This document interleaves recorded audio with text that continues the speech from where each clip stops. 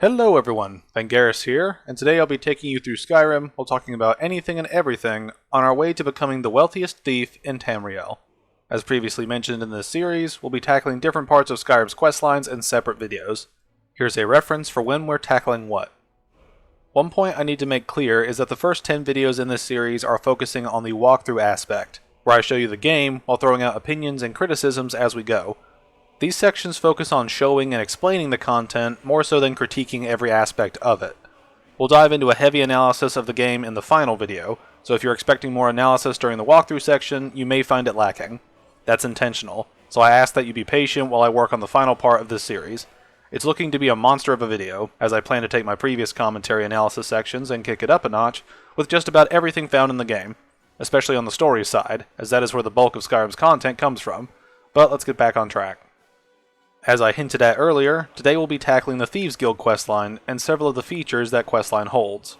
Timestamps for each quest and section in this chain can be found in the description, as well as my critical analysis playlist, where you can find the rest of the Skyrim series once they're all uploaded, along with my other analytical content. Finally, feel free to leave a comment with your stories, opinions, and criticisms as this goes on. I'm sure you've got a lot to say about this one way or another. It helps me iron out the kinks in future videos by letting me know if I get anything wrong, word things poorly, or generally suck and need to improve. I welcome the comments and criticism. Now let's dive into the criminal underbelly of Skyrim. We'll begin by constructing the ultimate thief, a cat. The great cat burglar will walk into the waiting arms of all the pockets and items ready to be looted as we go through the Helgen sequence. Khajiit have a boost to unarmed damage with their claws and a night vision boost that lasts 60 seconds, but that's largely useless since it really only affects brightness. You'll rarely have the game be too dark unless you purposely don't like seeing the games you play. As we sneak through Helgen, we'll get a sweet, unarmed attack on the Torturer here, showing that Kitty got claws, along with the actual claws. We'll finish Helgen's destruction once more and begin sneaking everywhere, as we're going to need some assistance in completing this questline. The reason I'm singling this out is because of one mechanic in the game: random chance. The guild questline features many moments where we'll have to pick pockets to progress or succeed, and that's a skill in the game that is the most mechanically frustrating to deal with because of random chance. I say this because almost every other skill is affected by player knowledge and efficiency, or simply put, skill, whereas pickpocketing works purely off of a game of chance. Granted, you can easily save before picking a pocket and reload upon failure, but that's not conducive to an entertaining gaming experience if you have to undo playing the game to retry and succeed. It also doesn't help when the other solution to this is pickpocket until your skill is high enough to succeed more often than not. That's essentially saying, you don't have to deal with the problem after you deal with the problem. There's no way around the way it is, which is the problem with having such a one-dimensional mechanical system that lacks player involvement besides deciding yes or no on whether to steal the item or not. Given my criticism of the way pickpocketing works, it isn't overtly punishing as the player is told exactly the chance of successfully pickpocketing the item in question. This leaves it up to the player to decide what's worth the trade-off and what isn't. My problem comes not from how punishing it is on average, but how it mechanically can be punishing and how it actually functions. As mentioned before, the simple yes or no aspect of it, along with the percentage chance to succeed, is something that probably should have been expanded upon. For an example of how you could add skillful play into a system, look at the way lockpicking works. You have a lockpick that the player chooses to position in the lock. Then it's a tug of war between testing each section out until you find the correct position or the lock breaks. Simple, but engages the player in a way where they can affect the outcome in some manner. They could have devised a similar system where, once the item was selected, you had a similar minigame of your hand moving through a pocket from one side to another with an indicator of how alert the enemy is that moves up and down based on movement speed and precision. That's not the only option, as I'm sure many of you wonderful viewers could think of alternatives as well. Getting back to the point of this rant, pickpocketing is a major skill used during this questline, and it can become annoying to deal with at times. Sometimes it'll work flawlessly for you, but other times you'll fail over and over again. The deciding factor in this coin toss? Another coin toss. This isn't to say I hate random chance in games, but the player having largely no say in how they can affect the outcome is a bit of a problem, at least at first. I say at first because potions and skills within the pickpocketing tree can aid in this process. But like I said earlier, you have to take part in the process to make it better. You use the random system enough to make the random system less random, which is ridiculous. It would be like your roll improving the more you successfully rolled in Dark Souls, when you have to successfully roll in the first place to improve it. Gotta get my Dark Souls comment in. Anyway, we'll be talking to a few NPCs before we begin a proper guild quest. We'll arrive at Riften and be confronted by Maul near the entrance. He asks if we're here and looking for trouble, and we'll say we're passing through. Then he says there's nothing to see here, and mentions the last thing the Blackbriars need is some stranger sticking their nose where it doesn't belong. It's funny him saying we'd find nothing to see here, and then blatantly points to the Blackbriars being sketchy. Kinda betraying your purpose, my dude. We can ask who the Blackbriars are, and we learn they have Riften in their pocket and the Thieves Guild watching their back, so we should keep out of their business. Then Maul explains he watches the streets, and if we need dirt on anything, he's the guy. For a price. We can attempt to persuade Maul we're not clean ourselves before he says we're stupider than we look. Then we'll move forward a bit to find Sapphire saying she's tired of excuses and wants her borrowed money back, including double the usual fee, from Shadra. He retorts with how is he supposed to know the shipment would get robbed. Sapphire says to keep his plans quieter next time and nothing would have happened. Shadra accuses Sapphire of robbing it and demands to know why she is doing this to him. Sapphire gives her last warning as all she cares about is the gold, and everything else is Shadra's problem. We'll talk to the man about his problem, and he'll explain he worked out a deal with the stables in Whiterun to sell him some tack and harnesses, funded partially by Sapphire, but it was robbed before it arrived. He thinks she'll kill him if he doesn't come up with the coin, and will offer to pay off his debt. He's grateful, and we'll head to chat with the lady. She's inside the main inn before Brynjolf interrupts us, which is something this game really should have avoided designing the NPCs to bug you about their quests so much. Anyway, we'll mention we talked to Shadra, and she says he was stupid to try and find a way out of his debt. She thinks it's simple, recounting the financial stages of this. She lent money, he promised to pay it back, and now he says he's broke. We'll call it a setup, and she admits she was a part of stealing the shipment, and she doesn't need to waste any more time threatening a stable hand. We'll see her again, but we'll head back to Shadra. He's grateful and surprised we talked her into it, then mentions he didn't think anyone in Riften cared what happened to him. Then he'll gift us a potion of invisibility he had planned to use if Sapphire came after him, and we'll move on to talk to the big Bryn himself to get into the questline. When ready, we'll talk to Brynjolf to get stuck in. He'll tell us his plan. He will cause a distraction while we steal Madesi's ring and plant it on Branche without him noticing. When we ask why plant it on Branche, he says someone wants him put out of business permanently, and that's all we need to know. He says to meet with him again during regular business hours for him to start his distraction. We can ask why we're doing this to Branche again, and we learn Brynjolf has been contracted to make sure he remembers not to meddle in affairs that aren't his own. Then he makes an interesting comment saying that, because we aren't the Dark Brotherhood, we won't kill Branche, but make sure he sits in prison for a few days. This gives us one of the defining details of the Thieves Guild.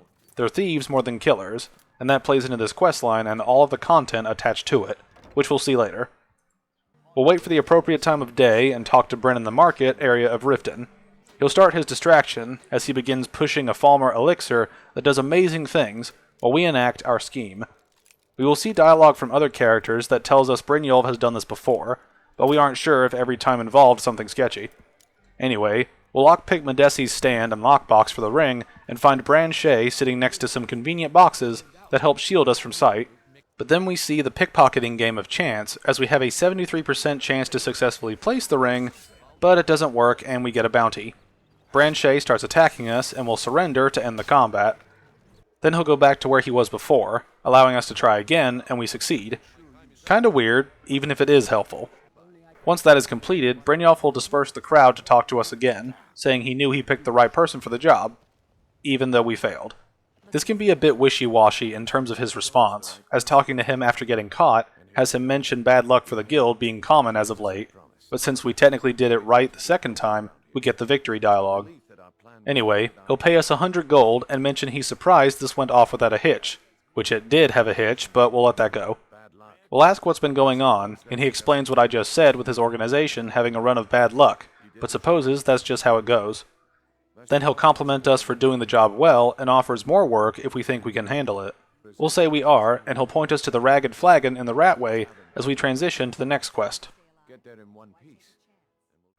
We'll go through the familiar Ratway sewers before reaching the Ragged Flagon, entry and bar of the guild, and we'll find Bryn saying we're different with pushback from the other members. Vekel the barman says he needs to face the truth that he, Vex, and Mercer are part of a dying breed as things are changing. Then we'll talk to Bryn, and he mentions he wasn't sure if he'd see us again. We'll mention how we were almost killed, and he says no risk, no reward, as that's the way it goes, so we better get used to it. Then he'll ask us to handle a few deadbeats for him. We'll ask what they did, and he explains they owe the guild some coin, and we'll explain to them the error of their ways. We'll agree to the task, and be pointed to Kirava, Bercy, Honeyhand, and Helga. We do this right, and he promises us a permanent place in the guild.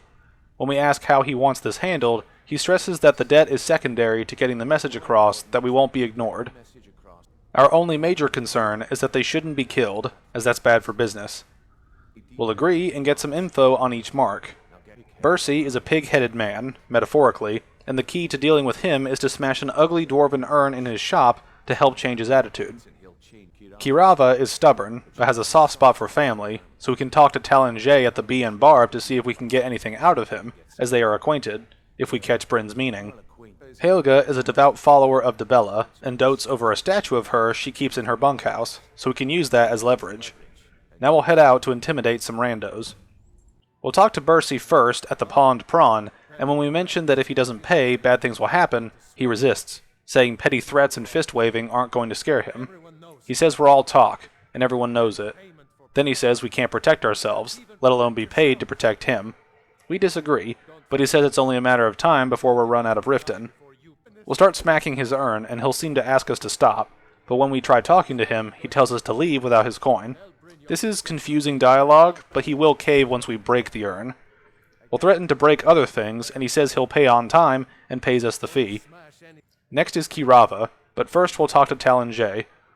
We'll mention he might want to talk some sense into Kirava, and he says with the rumors of how poorly the guild's been doing, she's become too bold. He says he's not that foolish to start a war with the guild.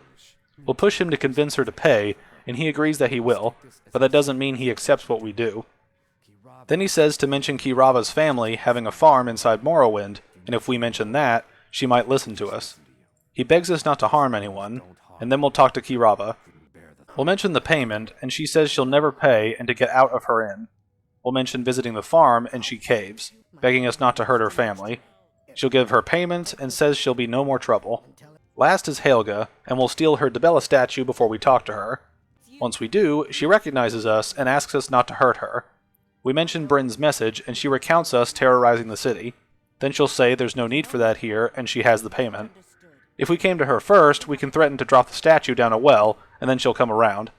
It's a double-edged sword to have her or whoever is last given so quickly, as on one hand it shows our reputation spreading quickly, which is what the guild will want, but on the other hand we're cut out of some of the content of the quest if we choose one dialogue option first instead of another. Personally, I would have taken that first part and saved it for a later quest down the line, and let us threaten everyone evenly now. Anyway, we'll return to Brynjolf, and he compliments us on doing the job and doing it clean. He mentions that dumping bodies and keeping the guards quiet can be expensive. We'll turn in the gold we acquired, and be rewarded with a few potions before asking what's next. Bryn says we've more than proven ourselves, and that the guild needs people like us. We'll mention that if there's more gold, we're in, and Bryn says larceny's in the blood of a practiced thief. Before we go on, we'll ask about the guild not doing so well, and he says it's true that they've hit a rough patch, but it's nothing to be concerned about. He asks us to keep making them coin, and he'll worry about everything else. We'll agree, and he'll tell us to follow him as we move into the next quest. We'll follow Brynjolf through a false panel in the back of a closet near the bar, and then we'll head into the Ragged Flagon Cistern where the guild resides. We'll meet Mercer Frey, and he says before we continue he has to make one thing clear. If we play by the rules, we walk away rich. If we don't, we lose our share, no debates or discussions. We'll agree to the terms, and he'll give us our next task. Brynjolf mentions Golden Glow, a place Vex couldn't get into. We'll see more on that in a moment. Mercer says Brynjolf claimed we possess an aptitude for this line of work, so he'll let us prove it. Mercer says Golden Glow Estate is critically important to one of the guild's largest clients, but the owner suddenly decided to take matters into his own hands and shut us out. He needs to be taught a lesson, and we're told Brynjolf will give us the details. Brynjolf reminds Mercer that we should be welcomed into the guild, a detail that will matter further down the line. Bryn will talk to us, saying he expects us to make them lots of coin, and asks us not to disappoint. We'll ask how we get our cut of the spoils, and he says to do as we're told and keep our blade clean, as we can't run a profit by killing. The Dark Brotherhood would disagree, but the Brotherhood and the guild work under different restrictions and situations. Then Bryn tells us to talk to Delvin or Vex, as they know their way around this place, and will be able to kick some extra work our way. He also points us to Tonilia in the Flagon to get our new armor. Then we'll get details of the Golden Glow job. The estate is a bee farm, and is owned by a smart-mouthed wood elf named Aringoth. We'll teach him a lesson by burning down 3 of the beehives and clearing out the safe in the main house. The catch is we can't burn down the whole place, or else the client would be furious. We'll learn the client is Maven Blackbriar, the matriarch of the Blackbriar family, and one of the most powerful and corrupt families in Skyrim, but we'll see more of that later. She would prefer Aringoth remain alive, but if he tries to stop us, we are to kill him. Then Bryn says the guild has a lot riding on this, and to not muck it up. We'll ask for details, and Bryn explains Golden Glow brought in a mountain of gold for the guild. Aringoth stopped sending our cut out of the blue, and Mercer was furious. We sent Vex in, and we learn he's hired a bunch of mercenaries to guard the place. We'll ask why he didn't use Riften guards, but Aringoth sent them packing and fortified the Golden Glow island. Bryn mentions Vex barely made it out of there alive, and that we should talk to her before we go. We can ask for tips to destroy the beehives, and Bryn says they're built like small fortresses to resist the weather, but they're weak to fire. Plus, the column of smoke sends the message to the people of Riften that we mean business. We'll ask why we don't level the place, and Brynjolf has one reason: Maven. He explains that if we burn all the hives, Maven would have to import honey for her meadery, cutting into her profits. We can ask about Maven as the client for this, and we learn we had an arrangement with Maven to keep an eye on the estate to make sure the honey kept flowing. If workers had a dispute, we'd rough them up, and if competitors tried to buy honey, we'd steal the shipments. In return, Maven allowed us to extort Aringoth for a huge payout. When we ask how dangerous it is to cross Maven, Brynjolf says nothing in Riften happens without her consent, and one word from her will put us in a prison cell for the rest of the era. A powerful woman, to be sure. Before we go, we'll talk to some of the members of the guild, beginning with Sapphire, who is here and says she was harsh because we were new. Strangely, we can ask for her real name, even when her name never came out to be fake to begin with. She says she doesn't know us that well, let alone anyone here, and mentions we're not family as this is business.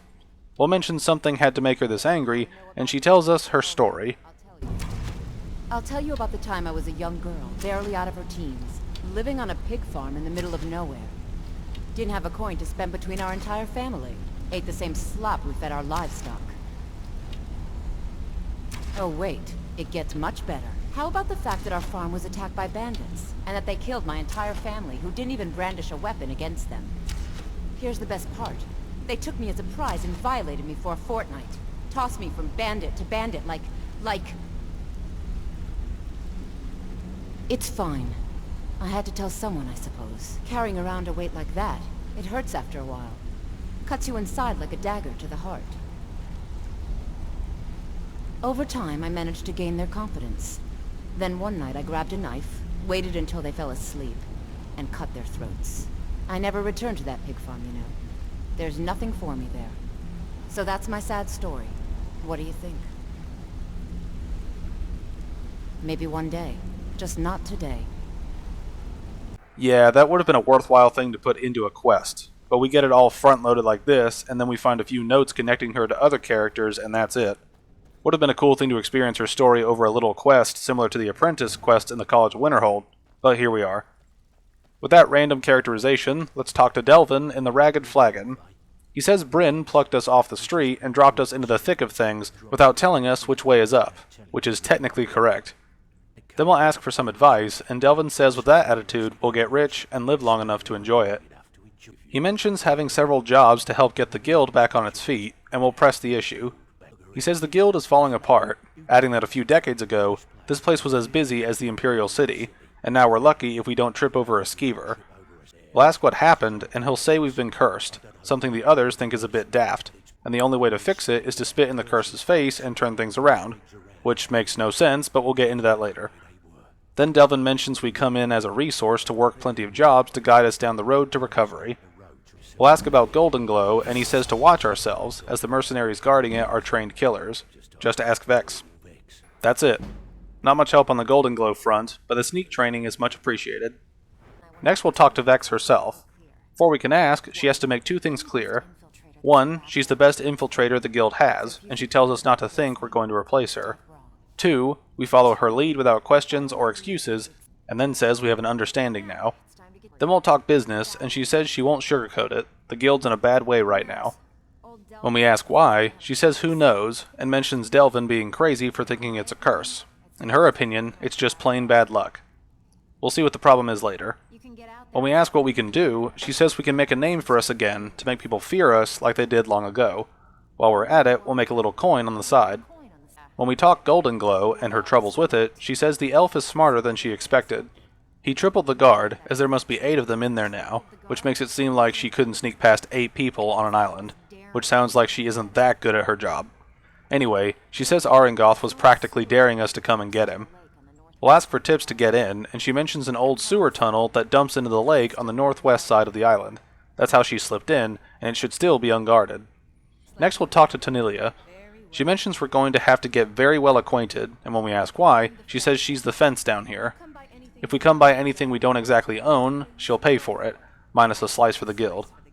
When we ask if there's anything she doesn't charge for, she mentions getting Dirge to knock us over the head and dump us into the cistern. Then she says she's been in this business for a long time and seen all types. We can play it tough, or we can play it smart. At the end of the day, they only care about how much gold we can make them. Then she'll give us our Thieves Guild attire, and we'll sell off our waste. The Thieves Guild set is quite nice. Prices are 10% better, lockpicking is 15% easier, pickpocketing is 15% easier, and we get a 20 weight bonus. Good set for thieving and snatching the goods. Plus it looks good. We'll get some extra lockpicking training before we head back to the cistern. Before we can leave, we'll talk to some of the minor members, and Thrin will say he wants to talk now. We'll oblige, and he'll say we're tough, and he respects that. He mentions bringing in a lot of coin for the guild, also makes us look good too, and offers his services if we need anything. We have a random dialogue option to ask him about being part of a bandit clan. He'll elaborate that he joined them 10 years ago, and would rob villages and caravans, but it was always about the killing for the other bandits. When we ask if it wasn't the same for him, he says the first few years with them were some of the best of his life, with all the food he could eat, all the wine he could drink, and all the women he could bed. But they raided a few wagons with some farmers that didn't put up much of a fight. All that were left were the women and children, and when the bandit leader ordered them killed as well, Thrin refused, as they normally let them go, and the bandit leader ordered his death. The clan split between those loyal to Thrin and those loyal to the bandit leader, and tore each other to pieces.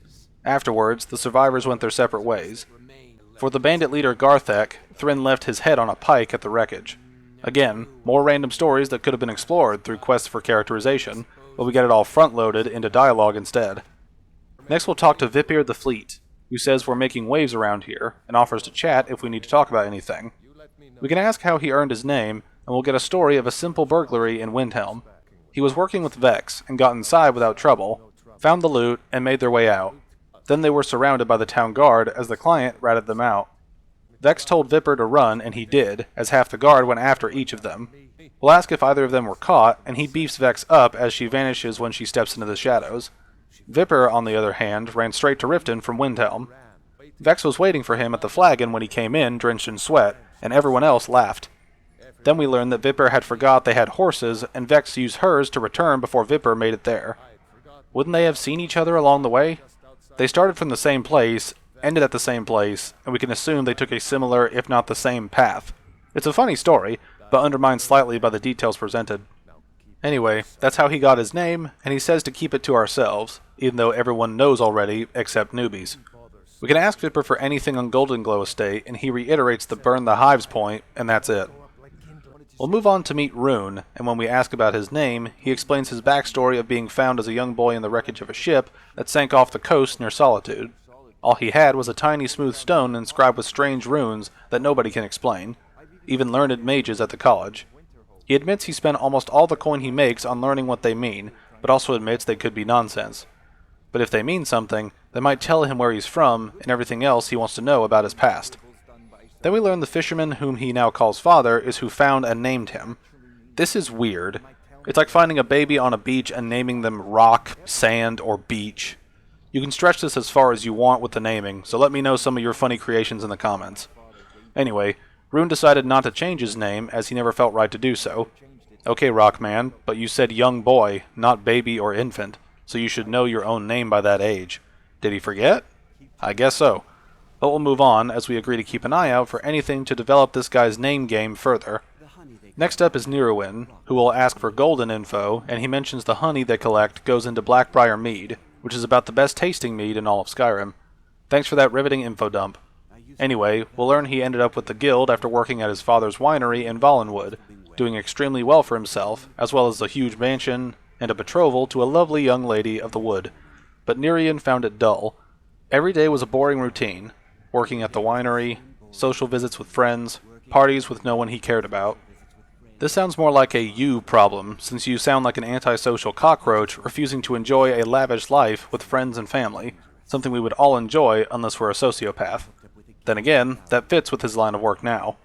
Nerian explains he joined a thief guild in Valenwood called the Silver Crescents and spent a few years doing jobs for them.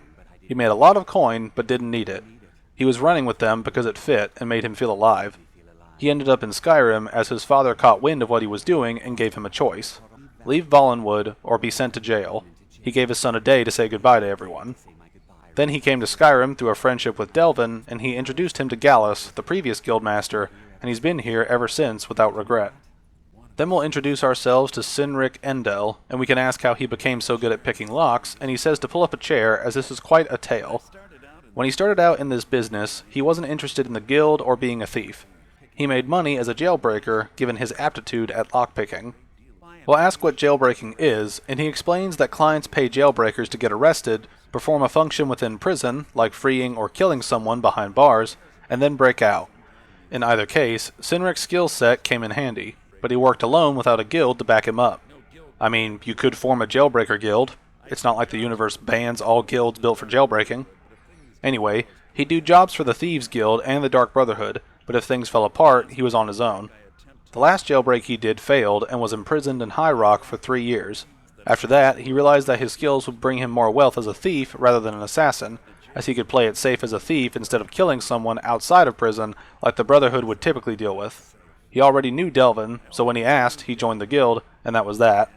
And with that, that is that. Yeah, I just did that. Alright, I'll stop.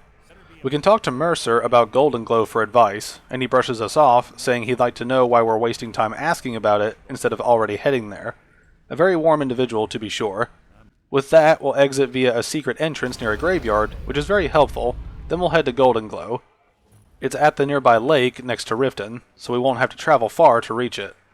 We'll find Vex's sewer entrance, make what jokes of that phrasing as you will, and we'll sneak through the sewers into the house on the island. There are several skeevers and traps down here, so they clearly are guarding this pathway, despite what Vex said before. We'll eventually make it back to the surface where we're right next to a door to the house that also faces the lake, making the sewer entrance rather pointless, for now. Once inside, we'll begin searching the house for the safe while avoiding the guards. We'll fail to remain stealthed up, but we'll cut down the mercenaries with our claws, and eventually find Arengoth crouched in a corner masturbating. He's not really doing that, but he's still being weird. We'll pickpocket his key to the safe and the cellar, and we'll steal all his other stuff available. Lucky run. Then we'll head below into the cellar and find the safe. We'll grab the bill of sale for the estate, and then work our way through the sewer, taking a backdoor pathway that lets us drop back into the sewer area we entered into, as a way to loop around to exit the building and sewer in general. Now all we have to do is burn a few hives. This requires us to sneak around or kill the remaining mercenaries in the way. We'll do so and burn 3 hives, then return to Brynjolf. He says the word on the street is Golden Glow's been hit, and says we did a good job. We'll give Bryn the bill of sale, and he questions what Arengoth is thinking to sell Golden Glow. Then Bryn mentions Maven's wrath when she hears she's been cut out of a deal. Then he'll mention nobody signed the bill, instead featuring an odd symbol. We don't know what it could mean, so Bryn will check with his contacts to figure it out. While that goes on, he says we're headed to speak with Maven, as she asked for us by name. We'll ask if we'll come out of there alive, and Bryn says if she wanted us dead, she'd be calling the Dark Brotherhood, which is a massive conflict of interest between the two organizations since they work together. He says it's just business, and we wonder what Maven wants with us. Bryn doesn't know, saying it's between us and Maven, which he prefers to keep it that way. Then he mentions Maven pays well, and will remind him of our cut of the Golden Glow job, and we're paid 100 gold. Extorting 3 merchants is now on par with breaking and entering, murder, and arson. Nice. With that, we'll move to the next quest. We'll find Maven in the upper area of the inn, and when we talk to her, she says we don't look impressive. We'll say we're the best at what we do, and she suggests it's arrogance rather than confidence, as they are often confused.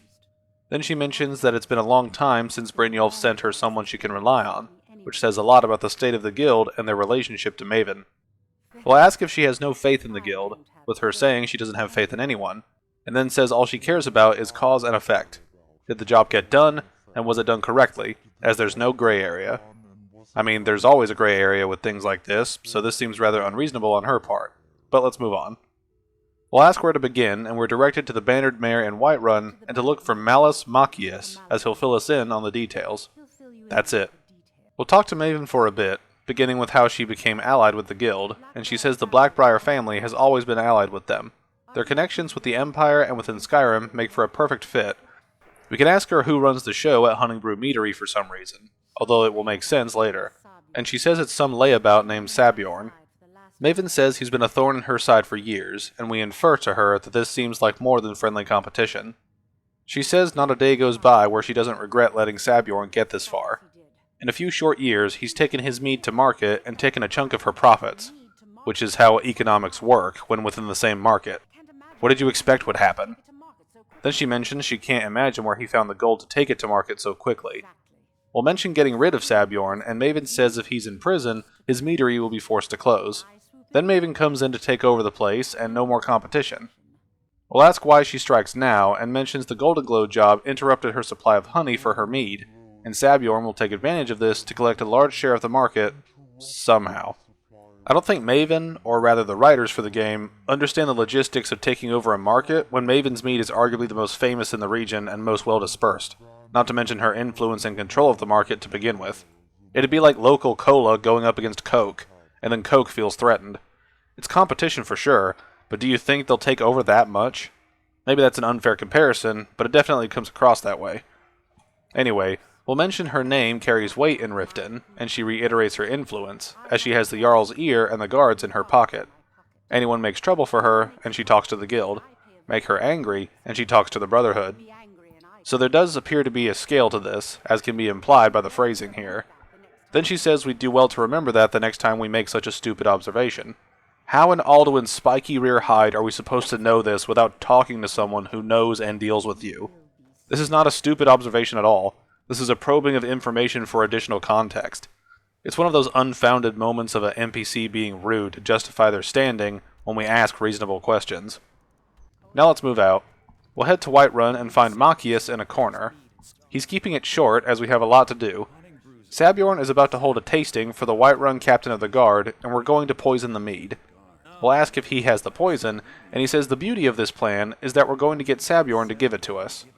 He mentions Honningbrew Meadery having a pest problem, and the whole city knows it. Then he mentions pest poison and mead don't mix, and we'll follow his logic to understand the plan. We'll question our role in this, and we're told we'll lend a hand to Sabjorn. He'll give us the poison for the pests, but we'll also dump it in the brewing vat. He mentions that he and Maven spent weeks planning this, which sounds weird if they spent weeks thinking up, let's poison the brew with something he has. Seems like they only have 2 brain cells between them if it took them that long to think of that plan. We'll ask for details on reaching the brewing vats, and Machius tells us that both buildings are connected by tunnels made by the pests infesting the meadery. There's an entrance to it in the basement storeroom of the warehouse that used to be boarded over. We'll start there. We'll suggest why not go through the brewery, but Sabjorn keeps the place locked up tight. But if we can get in that way, we are welcome to try.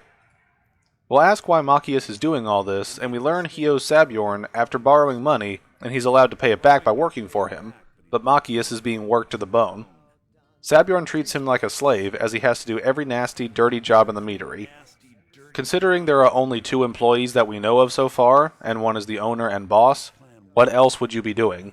We'll mention that there's more to this than a debt, and Machius says if this works, he'll be set up for life. He worked out a deal with Maven that, once Sabjorn ends up in jail, and once Maven takes over the meadery, Machius will run the new Blackbriar Meadery in Whiterun. We'll ask why bother poisoning the nest for Sabjorn, and Machius says Maven has plans for the place, so we don't want the pests coming back at all. He tells us to consider it just more dirty work as he got them in there, and we'll get them out. Now let's head to Honningbrew. It's just south of Whiterun, along the road most players will take to reach the central hub. We'll head inside and meet Sabjorn, who is clearly upset at his problems with the vermin he's dealing with. He'll ask us to permanently eliminate them by planting the poison in the nest. We can ask about Malus Machius, and he says it was the best deal he ever made. Sabjorn lent Machius some gold he knew he'd never be able to pay back, and now has free labor to pay the debt. Now we'll head into the bowels of the brewery to deal with skeevers. We'll kill several of them on our way to the nest and find spiders as well. We'll also meet Hamelin, a hobo who we'll pickpocket before killing. He's oddly sturdy, but he'll go down and we'll poison the nest. We can read his journal to learn he escaped prison and was trying to create an army of skeevers, which makes me wonder if Machias placed him here, or if this is just a happy coincidence that a crazed skeever supremacist was under a place Maven wants to deal with.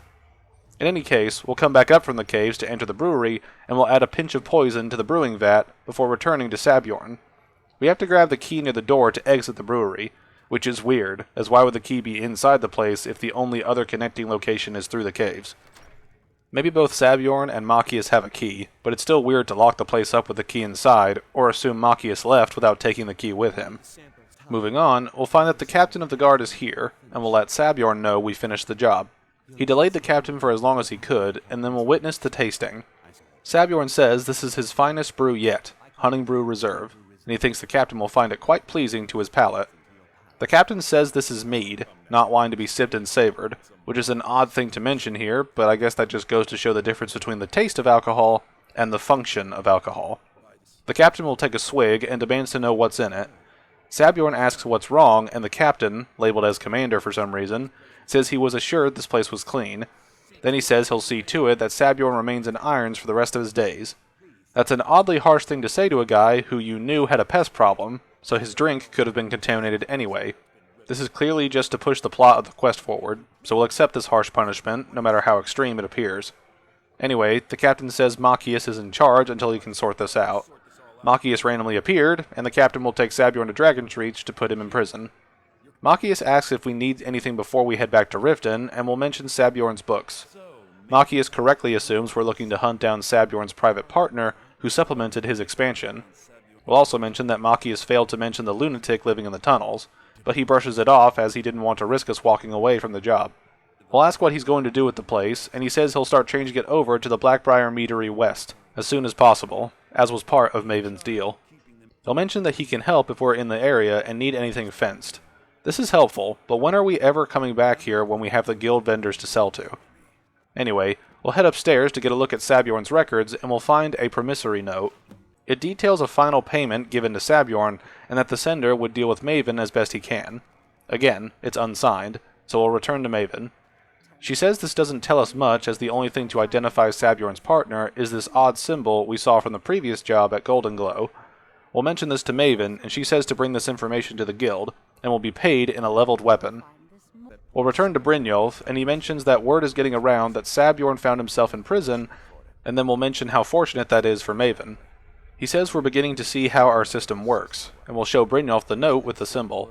He concludes this is beyond coincidence, as someone is clearly trying to drive a wedge between Maven and the guild.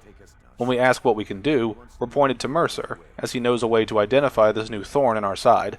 Bryn tells us to hurry, as he's never seen Mercer this angry before, which will make sense soon enough. With that, we'll head into the next quest. We'll head to Mercer, and he says his contacts can't identify the symbol before we mention the same marking at Hunting Brew. He deduces the same thing as Brynjolf, calling it clever. We'll say they need to die, but Mercer says not to dismiss them so easily.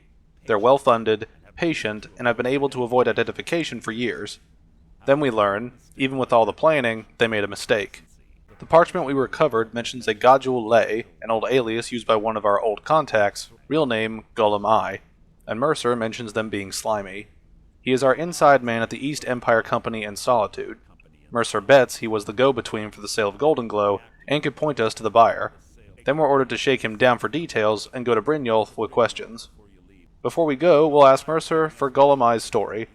When he was getting the guild merchandise from the East Empire Company, or EEC as I now dub it, the guild was making a hefty profit.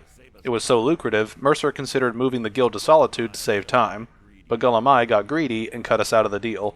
It started innocent enough, with Gulamai blaming Imperial interference, then it all stopped, and Gulamai didn't bother contacting us anymore.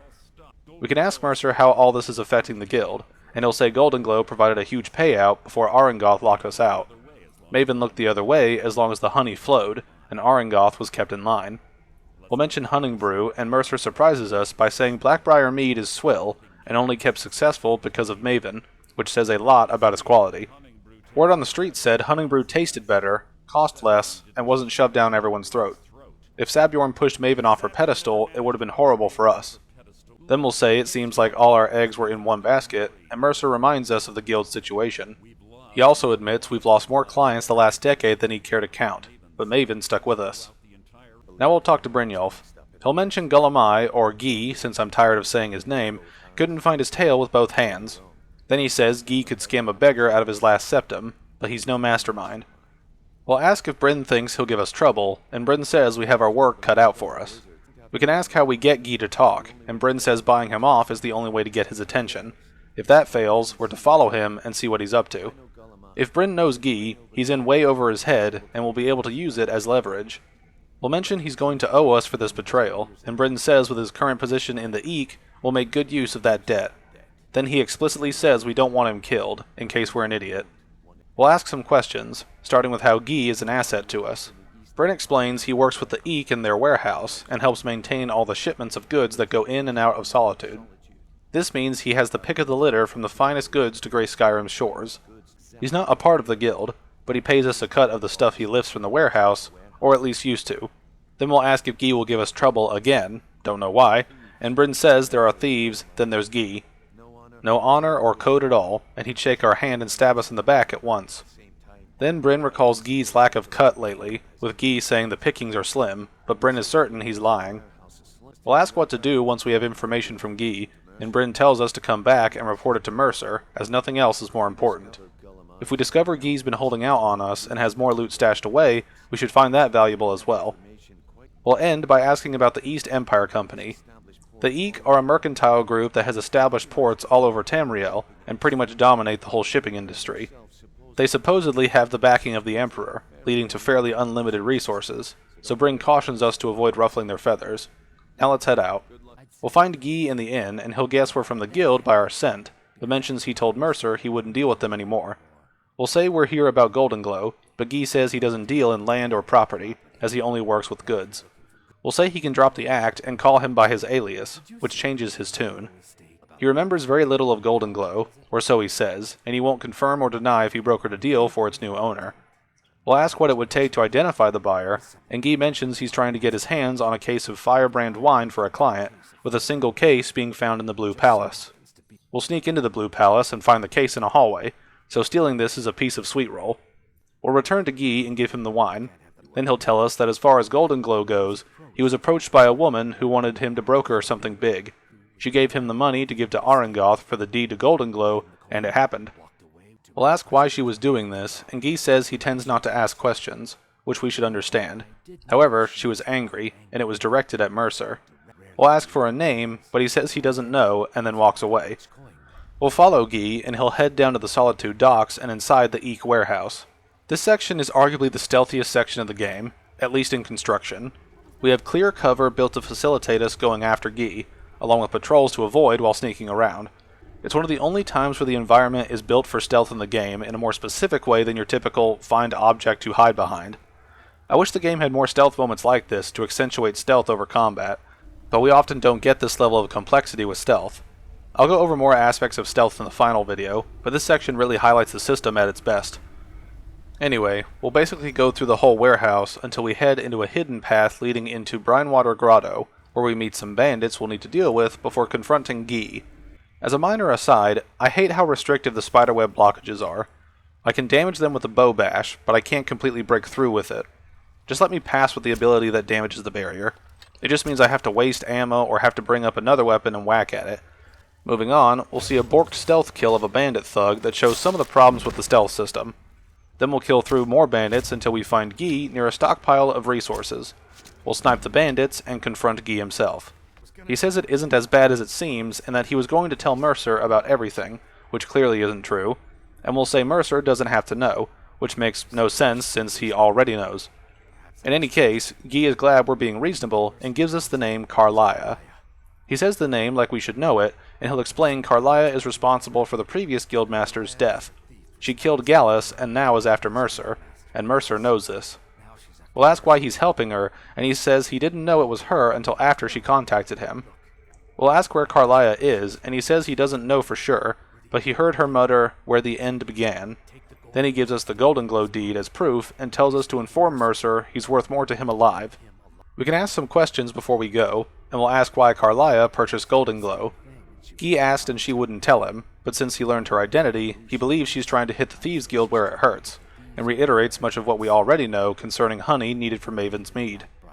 Guy will mention Carlia has spent a lot of time and resources planning this, which will be further confirmed later on.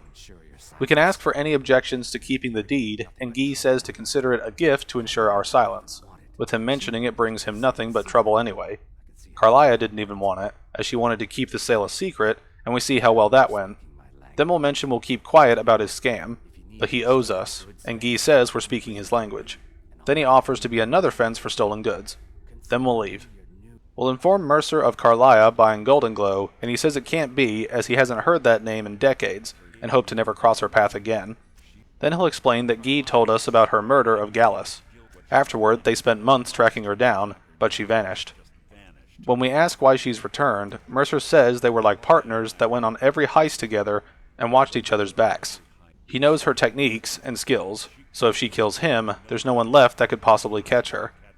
Then he wonders where she could be, and will mention where the end began, and Mercer will recognize it as the place where she murdered Gallus, Snowvale Sanctum.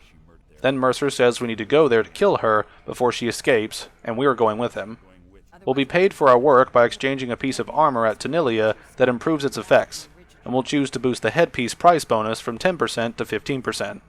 Then we'll meet Mercer at Snowvale Sanctum and head into the next quest. We'll find Snowvale Sanctum north of Windhelm, and when we arrive, Mercer says he's scouted the ruins and he's certain Carlia is here. He's taking care of her horse so she can't escape. He tells us to take the lead as we go in after her, and when we question that, Mercer says he is in charge.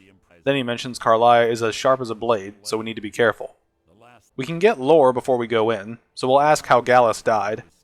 Mercer says it was 25 years ago he was standing here after Gallus told him to meet him here, but he wouldn't say why. When he arrived, Gallus stepped from the shadows, but an arrow pierced his throat before he uttered a sound. Before Mercer could react, an arrow pierced his chest. Carlia took on both of them alone, and Mercer says she was a master marksman, and her greatest weapon was the element of surprise. He was lucky, as the arrow missed his heart by mere inches. He staggered away from the ruins and his vision began to blur, and he realized Carlia had poisoned the arrows. When it came to Gallus, the last thing Mercer saw was Carlia dumping his body into an opening atop the ruins. Mercer says it was an unceremonious end for a remarkable man. He regretted allowing her to escape, even if it meant he had to die trying, as he owed Gallus that much. After Gallus' death, the guild was thrown into disarray. Several stepped up and tried to claim Gallus' former position as guildmaster. Sides quickly formed, and the Ratway became a bloodbath. He saw what they did to Gallus and wanted to use the guild's resources to hunt down Carlia, but the others didn't even care he was gone. He persevered, and the other groups were either killed or left Skyrim. By this time, Carlia had time to go into hiding and cover her tracks. Mercer used every septum and contact at his disposal, but she simply vanished. As he says, she was the best. We'll ask to be told about her, and Mercer says she was a stubborn Dunmer and always had to do everything her way, but she was also the best, evidently bringing in more coin a month than some thieves heist in a year. Gallus trusted her too much, and they got too close. We'll infer they had a relationship, with Mercer saying she was softening him for the kill. Gallus was smitten with her, calling Carlia his little nightingale. We'll ask why she killed him, and Mercer doesn't know if it was greed, jealousy, spite, or something specific. One thing is certain, Mercer will find out before she draws her last breath. We'll question why the Dark Brotherhood isn't involved since murder is their thing, and Mercer says he has a long-standing arrangement with the Brotherhood that if the guild needs someone taken care of, the guild does it themselves. With that, let's head into the ruin.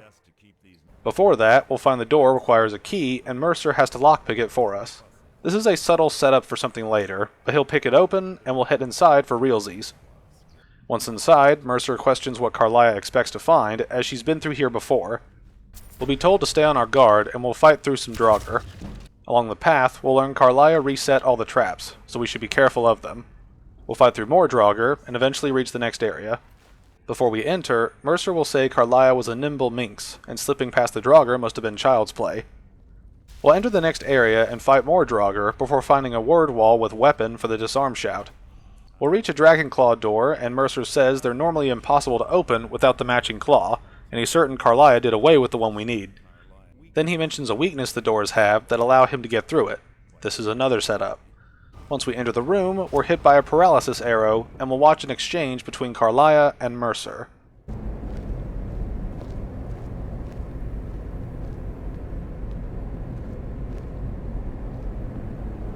Do you honestly think your arrow will reach me before my blade finds your heart? Give me a reason to try. You're a clever girl, Carlia. Buying Golden Glow Estate and funding Honningbrew Meadery was inspired. To ensure an enemy's defeat, you must first undermine his allies.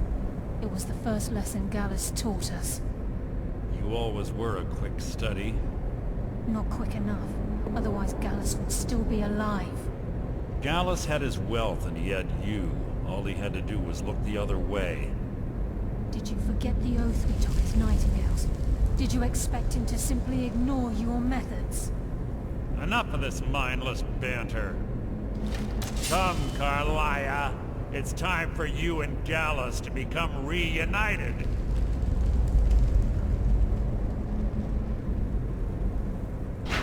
I'm no fool, Mercer. Crossing blades with you would be a death sentence, but I can promise the next time we meet, it will be your undoing.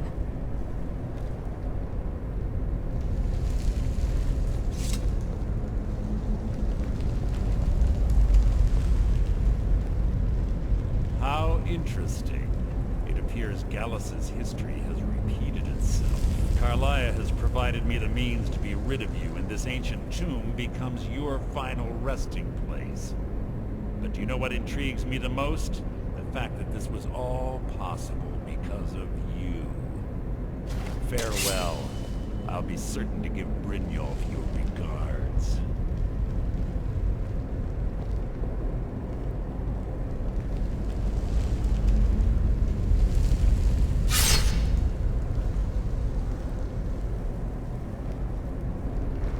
Obviously, a lot to unpack, including the obvious twist, but all will be explained with what we'll see in a moment. We'll reawaken, and Carlia will talk to us. She'll ask how we're feeling, and we act normal, exclaiming that she shot us. Then she explains she saved our life using a unique paralytic poison that slowed our heart and kept us from bleeding out. Had she intended to kill us, we wouldn't be having this conversation. We'll ask why she saved us, and she says her original plan was to use the arrow on Mercer, but never had a clear shot, which seems iffy, but I'll give it a pass. She made a split-second decision, and we got to live. We'll say we're in her debt, and she says more than we realize. The poison on that arrow took her a year to perfect, and she only had enough for a single shot. All she had hoped was to capture Mercer alive. Then she explains she was going to capture him and bring him before the guild to answer for Gallus' murder. We'll ask how she will prove it now, and she says her purpose for using the sanctum to ambush Mercer wasn't simply for irony's sake, as she recovered a journal from Gallus' remains and suspects the information we need is written inside. When we ask what it says, she says it's written in a language she's never seen before.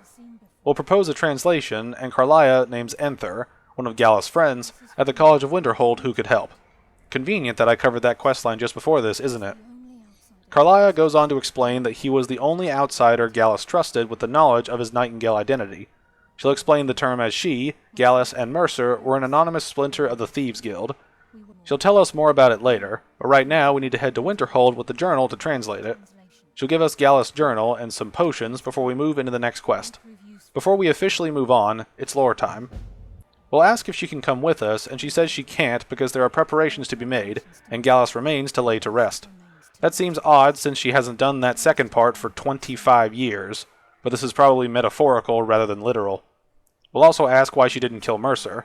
She says he lied to the guild and branded her a murderer and slandered her name across his network of contacts. She ran for 25 years, never sleeping in the same place twice, and carefully covering her tracks. Mercer doesn't need to die. He needs to feel the cold sting of fate as his life crumbles in front of him, and he's hunted by the guild. We'll mention that next time she might not have a chance, and she says, if her back's against the wall, she won't hesitate. Then we'll ask her about Gallus. She explains he was a scholar, master thief, and natural leader. Everyone respected him, and followed him without question.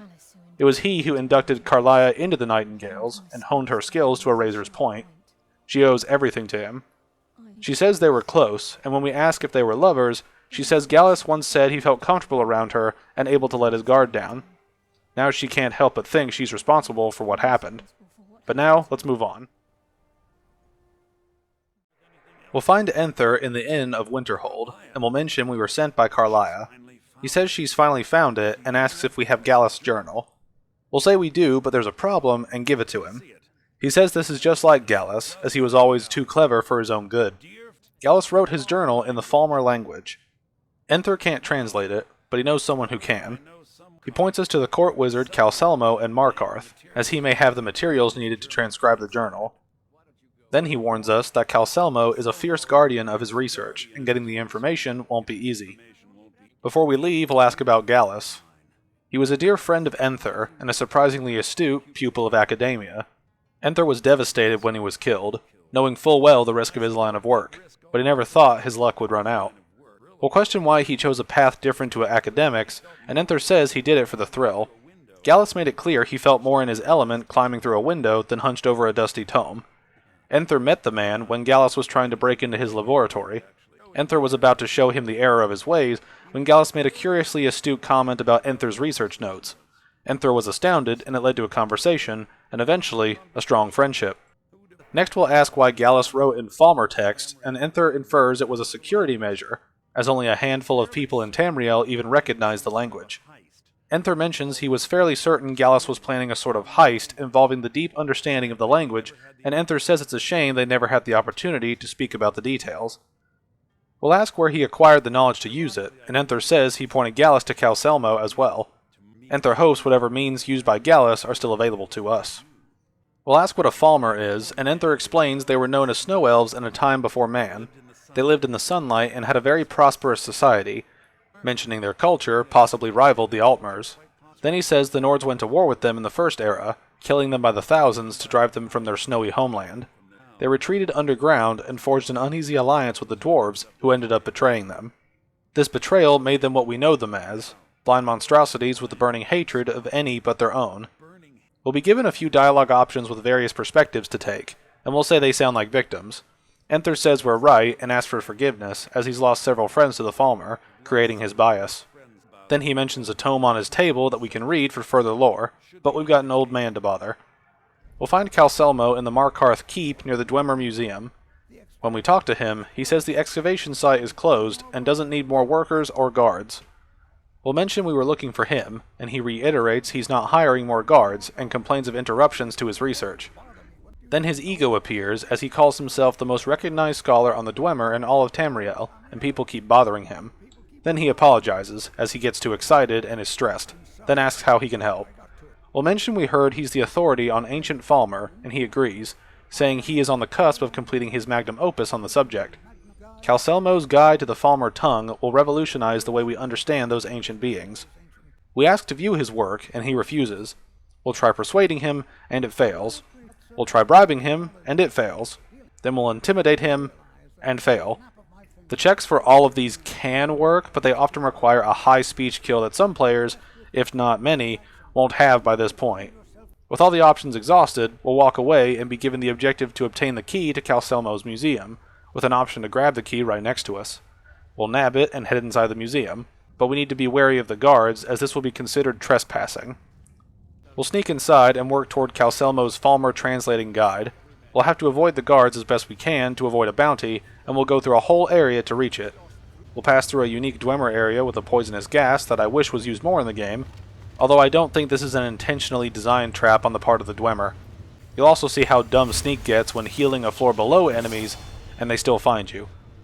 Anyway, we'll get past everybody one way or another and find a giant tablet with inscriptions we'll need.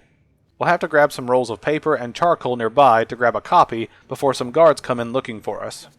They'll search for us as we jump past them and head outside. We'll make some risky parkour that technically should have killed us, and then return to Enther. He'll be in the basement this time, so we can have a private conversation with him and Carlia. We'll give Enther the translation text, and he acknowledges that he probably shouldn't ask how we got this. Then he'll translate immediately, revealing something both intriguing and highly disturbing. Gallus had suspicions about Mercer's allegiance to the guild for months. Gallus began to uncover what he calls an unduly lavish lifestyle, replete with spending vast amounts of gold on personal pleasures.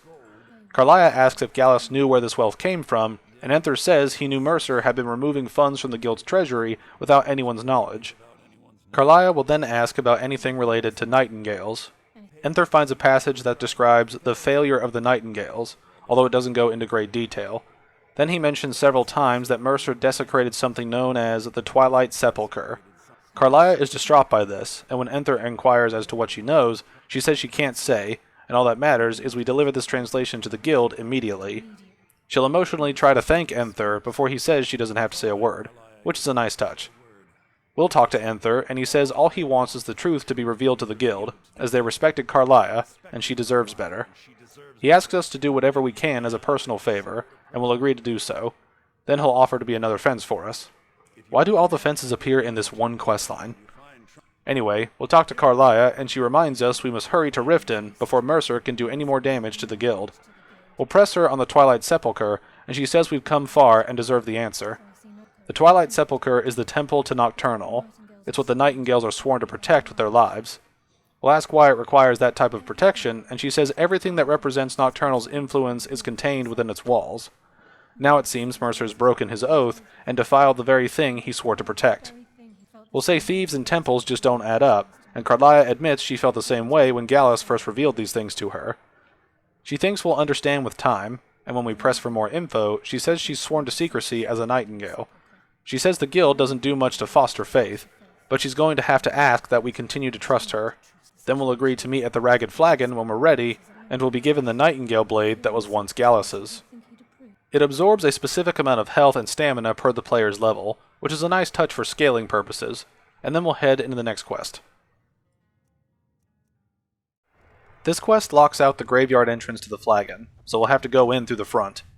We'll meet Carlia there, who says some of them are beginning to suspect who she is. Then she'll ask if we're ready to face the guild, and we'll ask what we do if Mercer is there. She says we'll give them Gallus' journal and hope for the best. She says we have proof, and all he has is his word, which is kinda true, but we could have forged the journal, so accept what you will. When we're ready, she says to keep our eyes open, as she's not sure what to expect. We'll enter the cistern with 3 of the biggies drawing weapons against us. Brynjolf says we should have a good reason to be here with Carlia. She'll ask them to lower their weapons, as we have proof that they've been misled. Brynjolf lowers his weapon, saying no tricks, or Carlia's dead. Then he questions our proof, and Carlia gives him Gallus' journal, saying its contents are disturbing. Brynjolf flips through the journal in disbelief, saying he's known Mercer too long for this to be true. Then Carlia says it out loud, as Mercer's been stealing from them for years, right under their noses. Brynjolf says there's only one way to find out if it's true.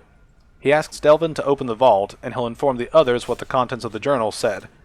Delvin asks how Mercer can open a vault that needs 2 keys, as that's impossible. He questions if he could pick his way in, and Vex says they have the best locks money can buy, and it cannot be picked open. Carlia says he didn't need to pick it, and Brynjolf and Delvin use their keys to open the vault. Once inside, we'll see it's all gone. Everyone is angry, and we'll speak with Brynjolf afterward. He says he needs to know everything we learned from Carlia before tracking down Mercer. We get to decide the order of what we tell Bryn, so we'll start with Mercer killing Gallus. Bryn says he feared that was the case, as the last entry from Gallus' journal looks like he was close to exposing Mercer to the guild. Then we'll let him know Carlia was behind Golden Glow and Hunting Brew, with Bryn calling her a clever lass. Then we'll inform him that Gallus, Carlia, and Mercer were Nightingales. Bryn assumed they were just a tale to keep young footpads in line. When we're done being the info dump for a change, Bryn says he needs us to break into Mercer's home and search for anything that could tell us where he's gone. We'll learn he has a house in Riften, a gift from the Blackbriars after they kicked the previous family out, called Riftweald Manor. Bryn says Mercer never stays there and just pays for the upkeep. He hired someone named Vol to guard the place, and we're told to just get in, get the information, and leave, with permission to kill anyone that stands in our way. We'll ask what's missing from the vault, and Bryn says it'd be easier to list what he did leave. He mentions all the gold and even the plans are gone. We'll ask what they were for, and Bryn explains they were materials for potential heists under Gallus' reign, with them having at least a few dozen. We'll ask how Mercer could have opened the vault alone, and Bryn doesn't know. Without 2 keys, it's impossible to open. He has a key, and Mercer has a key, and there are no copies. Then we'll ask what's the best way to get into the manor, and Bryn says he's only set foot inside a few times, and that was in Mercer's company. If we can't get past his watchdog, Bryn thinks our best bet might be the ramp to the 2nd floor balcony in the backyard. The ramp isn't easily accessed, as it's some sort of crazy contraption Mercer commissioned for quick escapes. Bryn wages a well-placed shot at the ramp's mechanism would lower it in a hurry. We'll mention the watchdog again, and Bryn says Vald is a piece of work, and Mercer is holding something over him. He'll mention Vex knew him very well if we catch his meaning. We do, as much as Vex caught a piece of meat. We'll talk to Vex, who calls Vald a pig, and a man who only cares for gold. We'll suggest buying him off, and Vex says we can, but he'll ask for a lot since he is betraying Mercer Frey. Vex goes on to say our best bet is to erase his debt with Maven. She suggests we talk to her, as she might be able to give us details. She'll mention we could just run him through as well. We'll head to Maven to pay Vald's debt, and Maven asks why we'd help the idiot. She'll mention he owes a steep debt, and he's lucky all she did was force him to work for Mercer. We'll ask what he did, and Maven says she commissioned a unique quill from a friend in Winterhold. Vald was to bring it here safely, and it ended up at the bottom of Lake Honric. We'll question the debt over a quill, and Maven explains it's called the Quill of Gemination, and demanded a tremendous amount of gold to have it made. If we return it to her, she'll consider the debt satisfied. We'll ask what the quill is, and she explains it's supposed to allow her to duplicate any writing she's viewing in exact detail. She mentions how useful this would be in a business situation. We'll ask what would happen if someone else got their hands on it, and Maven says it requires a special ink whose recipe is only known to herself. Then she says she would prevent us from doing anything with it since we can't sell it to anyone or keep it. We'll ask how it ended up in the lake, and Vald was supposed to meet the caravan from Winterhold on the western end of the lake to avoid the roads. The idiot got lost in the mist and ran his boat right over some rocks, sending the quill to the bottom. This would apparently be a very shallow bottom, but let's move on.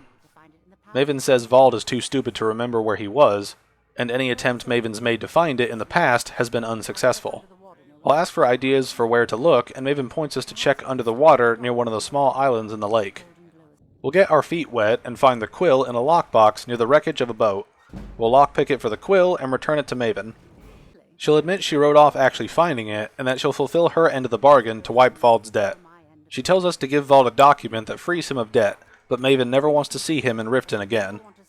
Now we'll go for Mercer's estate. We'll talk to Vald and let him know he's debt-free, and he'll give us the house key. Because we want to, we'll also use the mechanism to enter the upper floor. We'll encounter a few enemies in the house, but they'll be no match for the kitty. We'll find a suspicious cabinet and open a hidden door to go through a few traps before reaching an office with a note to Mercer from someone called R. We'll also find Mercer's plans and the bust of the Grey Fox, a unique item we can sell to Delvin that appears in the guild hall. We'll also find Chillrend, a weapon dealing frost damage and includes a chance to paralyze, a decent weapon for a thief, or anyone for that matter. Then we'll sneak out and find an entrance straight back to the Ragged Flagon. We'll turn the bust of the Grey Fox in for a few hundred gold, and we'll head back to Brynjolf. He says he's scoured the town and spoken to every contact we have left, but no sign of Mercer. We'll give Bryn the plans we found, and Bryn says Mercer is going after the Eyes of the Falmer, Gallus's pet project. Bryn says if Mercer gets his hands on the eyes, he'll be set up for life. We'll have to stop him, and Bryn says he's taken everything from the guild, and to go after the last greatest heist is just an insult. He's spoken to Carlia and made amends for how the guild treated her. Now she wishes to speak to both of us, and we'll move into the next quest. We'll listen to Carlia, who says until Mercer's time comes, and until a new guildmaster is chosen, Bryn is in charge. He says Mercer needs to die, and Carlia says we must be careful, as Mercer is a nightingale, and confirms to Brynjolf that all the stories we heard were true. Then she says we need to meet Mercer on equal footing. She'll point us to a small path outside of Riften that we'll have to reach. We'll find the Nightingale Hall, and Carlia explains its history. This is the headquarters of the Nightingales, cut into the mountainside by the first of our kind, and will allow us to fight Mercer on equal footing. We'll ask Carlia what happened to her previous plan of capturing Mercer alive, and she says her path changed when we were struck by her arrow at Snowvale Sanctum. She couldn't bring him back alive, but together we were able to clear her name and put Gallus' memory to rest. She mentions she'd always intended Mercer's fate to ultimately be decided by the guild, which speaks volumes of her loyalty. We'll be able to ask about the Nightingales, and she explains that she, Gallus, and Mercer were once members known as the Nightingale Trinity. The Trinity disbanded 25 years ago when Mercer betrayed them. The Trinity were indirectly part of the Thieves Guild, and usually were selected from the ranks of the guild, although its existence is a closely guarded secret. Their purpose is to protect the Temple of Nocturnal, the Twilight Sepulchre. We'll learn that Carlia hopes will become a Nightingale, and then we'll head inside. Along the way, Brynjolf mentions he heard about this place when he joined the guild, but never believed it existed. Carlia explains the idea that nightingales were a myth was seeded within the guild on purpose. Carlia can feel Brynjolf frowning, and he says he doesn't understand why he's here, as he's no priest and certainly not religious, so why pick him for this? Carlia responds saying this isn't about religion, it's business. Then she mentions for the first of the uninitiated to set foot inside in over a century, and she'll direct us to proceed to the armory to don our nightingale armor, and then we'll begin the oath. We can ask Carlia about Nocturnal, and she explains she's the mistress of night and darkness, as well as the patron of every thief in Tamriel. We'll mention we've never met a thief that worshipped anything, and Carlia says Nocturnal isn't one for worship and reverence. She influences our luck, and in return demands payment in an unusual way, usually having a high price. When Carlia mentions Nocturnal influencing our success, we say we have skill, not powers or magic. Then Carlia tells us to think differently, and asks us to consider how our luck behaves. She references a novice picking an impossible lock, or a blind man suddenly turning to face you as you reach for his pocket. It's through these subtle means that Nocturnal influences us. We'll say it sounds like she just likes us to suffer, and Carlia says her whim is the greatest mystery to everyone. Then she says we don't know if she exacts payment when we die, or if she revels in our misery. We'll move to the armory and activate the armor stone to grab my favorite armor set in the game. While the Jester set is the greatest set of all time across all games, the Nightingale armor is my favorite cosmetically. The effects aren't laughable either. You'll get a 12% reduction to illusion spell costs, lockpicking is 15% easier, one-handed attacks do 15% more damage, our sound is muffled and we move silently, our stamina is increased by 20 and increases frost resistance by 15%. Some of these effects are very effective for thieves, but others are a bit niche. Anyway, once we're in the bat suit, we'll follow Bryn and Carlia in their bat suits to reach the main hall. Bryn asks what's next, and Carlia says we're about to take our first step in becoming a nightingale. Bryn then says he appreciates the armor, but becoming a nightingale was never discussed, which is odd since why else would he be here and getting this armor on if he didn't think he'd be joining. Carlia says we need Nocturnal at our backs to defeat Mercer, and if she's to accept him as her own, an arrangement must be struck. She explains that the terms are simple. Nocturnal will allow us to become a nightingale and use our abilities for whatever we wish. In return, both in life and death, we must serve as a guardian of the Twilight Sepulchre. Brynjolf acknowledges there's always a catch, and he supposes there isn't much to lose, besides your eternity afterwards, but whatever. Carlia will then ask if we're ready to take the oath, and repeats much of what we just heard if we ask for the terms of it. We'll learn there's no going back, and we'll agree to take the oath. We'll walk in and stand on the western circle. Once we all stand on a pedestal, Carlia will call to Lady Nocturnal to hear us, and an ethereal force appears, asking if Carlia has lost something. Carlia grovels and accepts responsibility for her failure, but Nocturnal reminds her that she was already hers once the terms were struck. She asks what Carlia can offer her, and Carlia says she's brought 2 others that wish to transact the oath to serve in both life and death. Nocturnal is surprised, as this offer is definitely weighted in her favor. Carlia then says her appetite for Mercer's demise exceeds her craving for wealth. Nocturnal agrees to the deal, and we take the oath to dedicate our lives and deaths as both her avengers and sentinels. Nocturnal then names us nightingales and restores Carlia's status as one, suggesting she not disappoint her again. We'll talk to Carlia afterward, and she says with the oath transacted, it's time to reveal the final piece of the puzzle, Mercer's true crime. She explains Mercer was able to unlock the guild's vault without 2 keys because he stole the skeleton key from the Twilight Sepulchre. This compromised our ties to Nocturnal and caused our luck to run dry. The key can unlock physical or magical barriers, including those holding us back from potential, meaning that nobody should possess it. If it's not returned to the Twilight Sepulchre, things will never be the same for the guild. Our luck will gradually diminish to the point of non-existence. Then we mention how this is the first time we ever set out to return something, with Carlia agreeing it's rare to return a stolen item to its rightful owner. Then she mentions Brynjolf has to talk to us before we get to business. Bryn says we need to settle the leadership of the guild before we go on. He mentions talking with Carlia while we traveled here, and recounts everything we've done for the guild. Both Brynjolf and Carlia agree we have the potential to replace Mercer as the leader. We'll ask why Brynjolf doesn't do it, and he says he's been in the game a long time and is good at what he does, but he's not one to lead. He never desired it or cared for it. We won't know what to say, and Brynjolf says we have an errand to run before our coronation, so not to get sentimental now. Then he mentions we'll become leader after we've regained our footing in Skyrim per Delvin's contacts. That's a huge fine print we need to deal with beforehand, and we'll get to that later. We'll be ready to go, and Bryn mentions he looked over the plans we found, and he's convinced the Eyes of the Falmer are in the dwarven ruins of Erkenthand. He says he and Carlia will meet us there, and we'll move into the next quest. We'll ask Bryn if he thinks we have a chance against Mercer. Before the Nightingale improvement, he would have said no, but he thinks our chances have improved. He trusts Carlia and doesn't think she'd lead us down a suicidal path. He says he'd rather die with Mercer's blood on his blade than spend the rest of his life knowing that he ran the other way. We'll mention we're Nightingales now, and Brynjolf is coming around to Carlia's perspective. He also mentions Delvin calling it a curse, and we all laughed at him, but it looks like the joke's on us. With that, let's move on. We'll talk to Carlia before we go, and mention we don't feel stronger.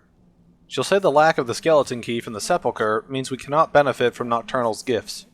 We'll mention that she spoke to us, but we merely transacted the oath, but we must return the key to receive our abilities. We'll ask if we may ever return to the Nightingale Hall, and Carlia says we may consider this our home, along with housing a wealth of information we could learn from. Once the key is returned, Carlia will make this place her home as well. With that, let's go after Mercer. Before that, we'll clear out our inventory and purchase some skills before moving on. Before a proper start, I need to mention that the skeleton key is an unbreakable lockpick that we can choose to keep once we pick it up, but we can't complete the questline to keep it. Useful if you want unbreakable lockpicking, but not if you want to finish the questline. Anyway, Erkenthand is west of Windhelm, so it's not a long run, and we'll regroup with our sneaky solitary souls inside after killing some bandits. We'll see some carnage of bandits and learn they were killed by Mercer, which Carlia confirms shortly after meeting her. Then we'll head through the Dwemer ruins, filled with Falmer and Dwemtech brand machines. A nice detail of this mission is that we can see Mercer going around and killing Falmer, along with Carlia noticing him. Carlia says he's toying with us to follow him, so we should be careful to avoid an ambush. We'll get to talk to Brynjolf and learn of the Eyes of the Falmer. Before Gallus was murdered, the guild took in a thief who specialized in dwarven antiquities. This thief had broken into a nobleman's home somewhere in Windhelm, and made off with a small figurine of a snow elf, or a pre-Falmer, with crystalline eyes. When Gallus saw it, he knew it was something special, and took it to Enther. It didn't take Enther long to find a book with info about a great statue with gemmed eyes in Erkenthand. When we ask if the Eyes of the Falmer are gems, Brynjolf confirms they are, but no ordinary gems. They're flawlessly cut, and as big as a man's head, so imagine how much they're worth.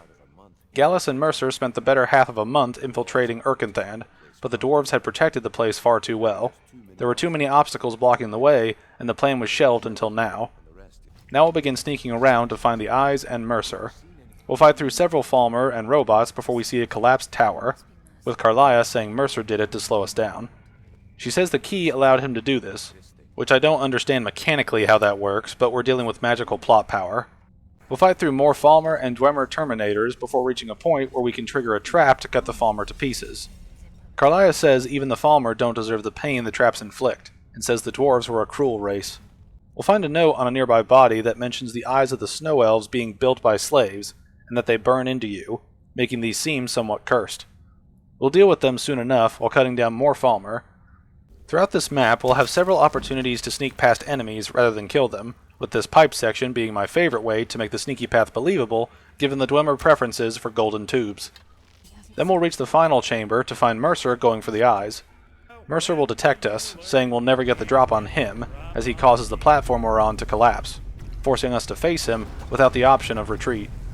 Mercer then speaks to us, saying when Brynjolf brought us to him, he felt a sudden shift in the wind. At that moment, he knew it would end with one of us at the end of a blade. We demand the key from Mercer, and he asks what Carlia has been filling our head with, mentioning tales of thieves with honor and oaths rife with falsehoods and broken promises. He says Nocturnal doesn't care about us, the key, or anything having to do with the guild. We'll say Nocturnal guides us, and we don't believe him. He says our wisdom is blinded by shadows like ourselves, and our actions have always been one and the same. We both lie, cheat, and steal to further our own end.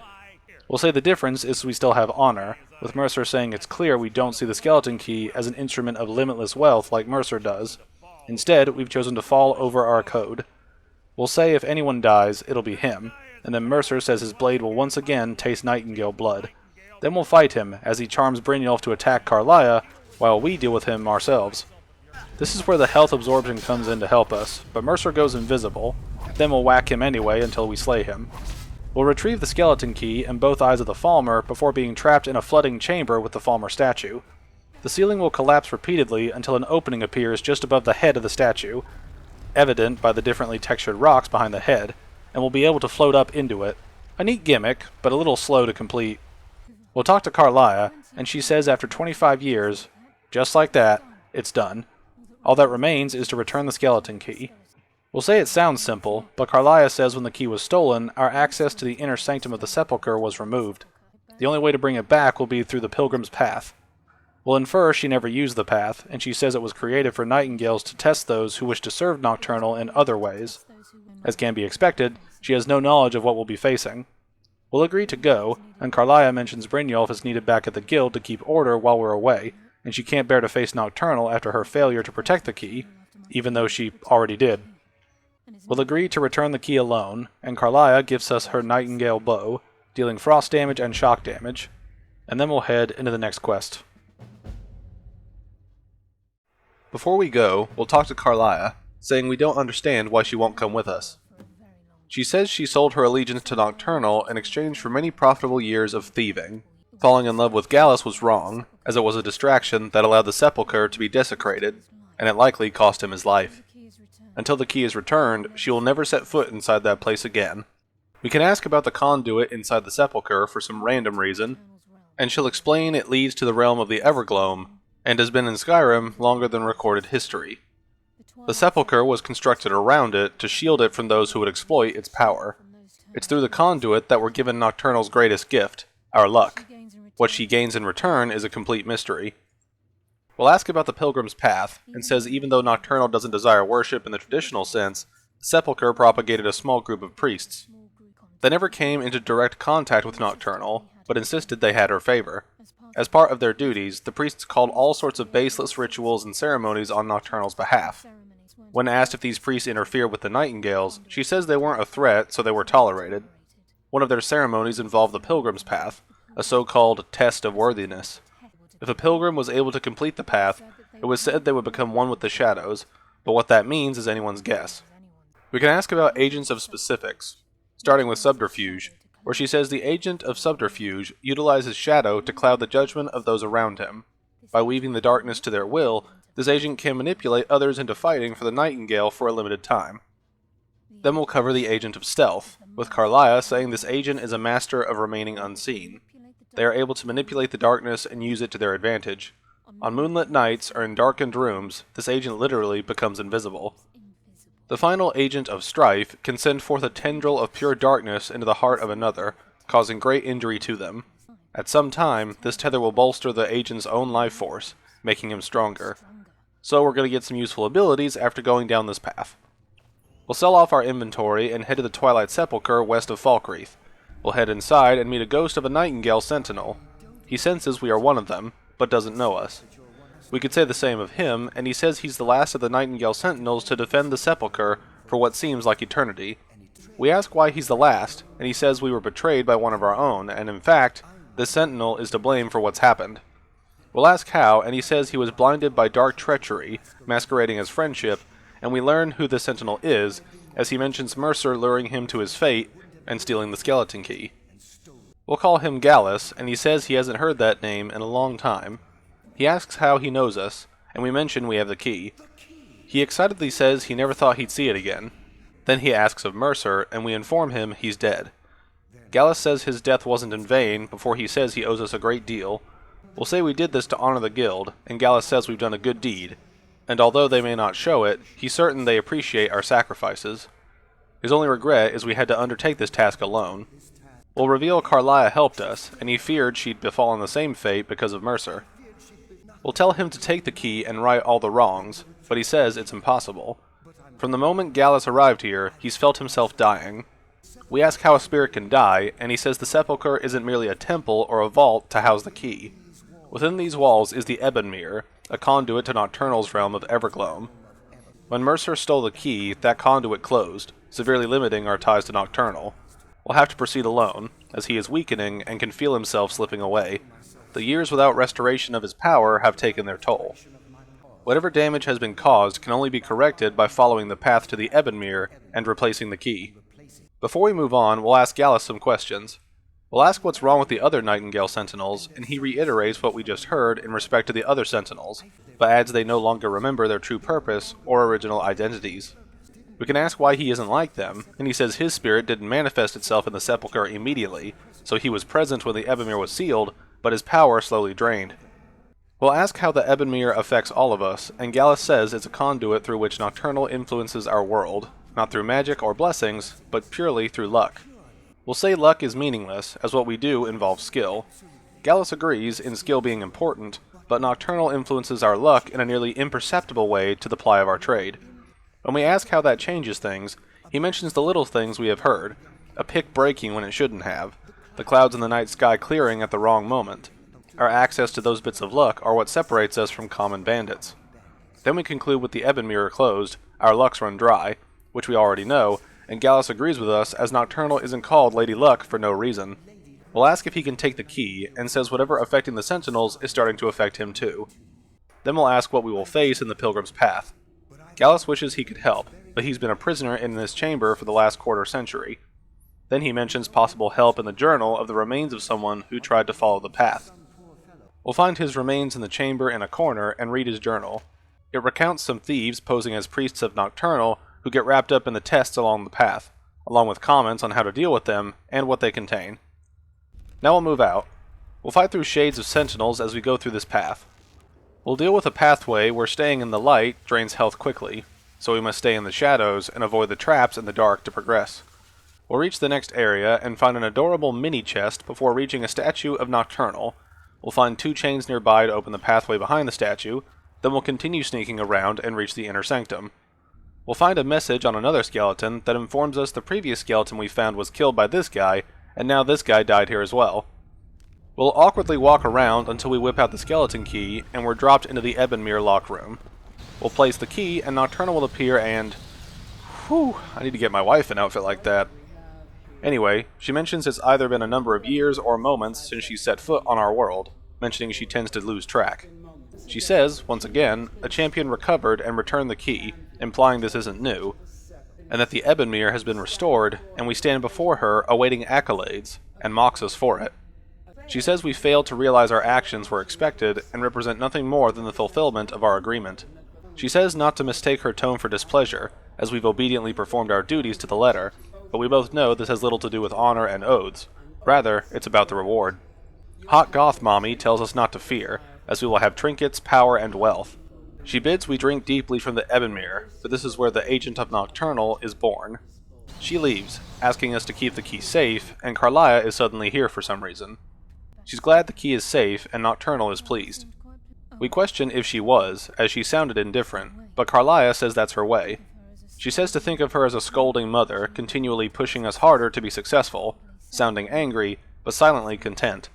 We'll ask about becoming an agent of Nocturnal, and Carlia says the circlets at the base of the Ebonmere imbue us with powers befitting a Nightingale agent. The crescent moon represents the agent of Shadow, the half moon the agent of Subterfuge, and the full moon as the agent of Strife. We ask why we can't be all three, and she flatly says this is Nocturnal's way of maintaining balance. Then she mentions if we need to change our abilities, we can return and step onto a different circle. Then she says we can't reselect for at least a day. Then we'll ask what now, and she says our life as a Nightingale begins. Should the need arise, we'll be summoned to the Sepulchre in order to defend it. We'll ask about her, and she says the guild has welcomed her back, and she feels a void in her life has finally been filled. Her only hope is that this isn't an ending to things, but rather a beginning to the greatest crime spree Skyrim's ever known. We'll choose an agent thingy by awkwardly walking onto it, and the quest ends. A rather abrupt end, especially since the next proper quest won't appear, but it's nice to see Gallus and Carlia reunite and catch up afterwards. Gallus says they'll see each other once both their contracts have been fulfilled, and we're free to rob as we see fit. We'll talk to Carlia again, and ask where Gallus went. She says his oath has been paid, and he becomes one with the Evergloam, where he's become one of the Shadows. She says this is the greatest honor a Nightshade can possibly achieve. In death, he's become a part of that which we use to live. Makes me wonder if his mind just melts and he's just a shade now, or if he's still conscious as a shadow of some kind. It's not clear. Carlia then explains when we say, walk with the shadows, we're asking those Nightingales who have passed on to protect us. Anyway, we'll ask where she will be from now on, and she says here, as it is her home, as well as ours and Brynjolf's. Then she cheekily mentions visiting some of Skyrim's cities to acquire things from time to time, to avoid getting rusty. We'll finally ask how we'll know if we're needed here, and she says the shadows will call. Then she mentions a portal connecting the Sepulchre and the Nightingale Hall that we may use whenever we wish. Now we'll go over the agent stuff. Agents of Shadow can become invisible for 2 minutes while sneaking. Agents of Subterfuge can cause all nearby enemies to fight each other for 30 seconds. Agents of Strife can invoke a powerful life drain effect. Overall, different effects for different ways of doing things, so we'll be going with Agent of Shadow because we're a sneaky cat. We'll return to Brynjolf in the Cistern, who thanks us for everything we've done, and says the guild is back on its feet again and pushing toward a prosperous future. He's confident that with us in charge, we'll soon have more gold than we could possibly spend. Bryn mentions he'll coordinate with Delvin and Vex to make sure the coin keeps flowing, and no one skims. Then he points us to Delvin and Vex for jobs, before saying let the guild last 1,000 years.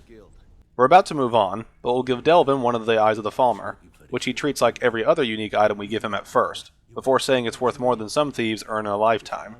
It's a weird transition, and he pays us 1,200 gold for it. This amazing heist of legend only nets us 1,200 gold. Killing the Emperor for 20,000 gold seems way more feasible, until you consider Emperor death is 20,000, legendary artifact is 1,200, and murder is 1,000. Make it make sense. We'll train up a bit more before we move on to the setup for the final quest. Before we can finish the Thieves Guild questline, we'll need to do 1 billion jobs across the holds to gain the favor of various people in the major cities. I'm not joking. And as such, this stage of the questline takes a long time to complete compared to other stages in other questlines. The Thieves Guild content includes the 2 most demanding and time-consuming questlines you'll find in the game, one of which we'll tackle now, and the other appears later.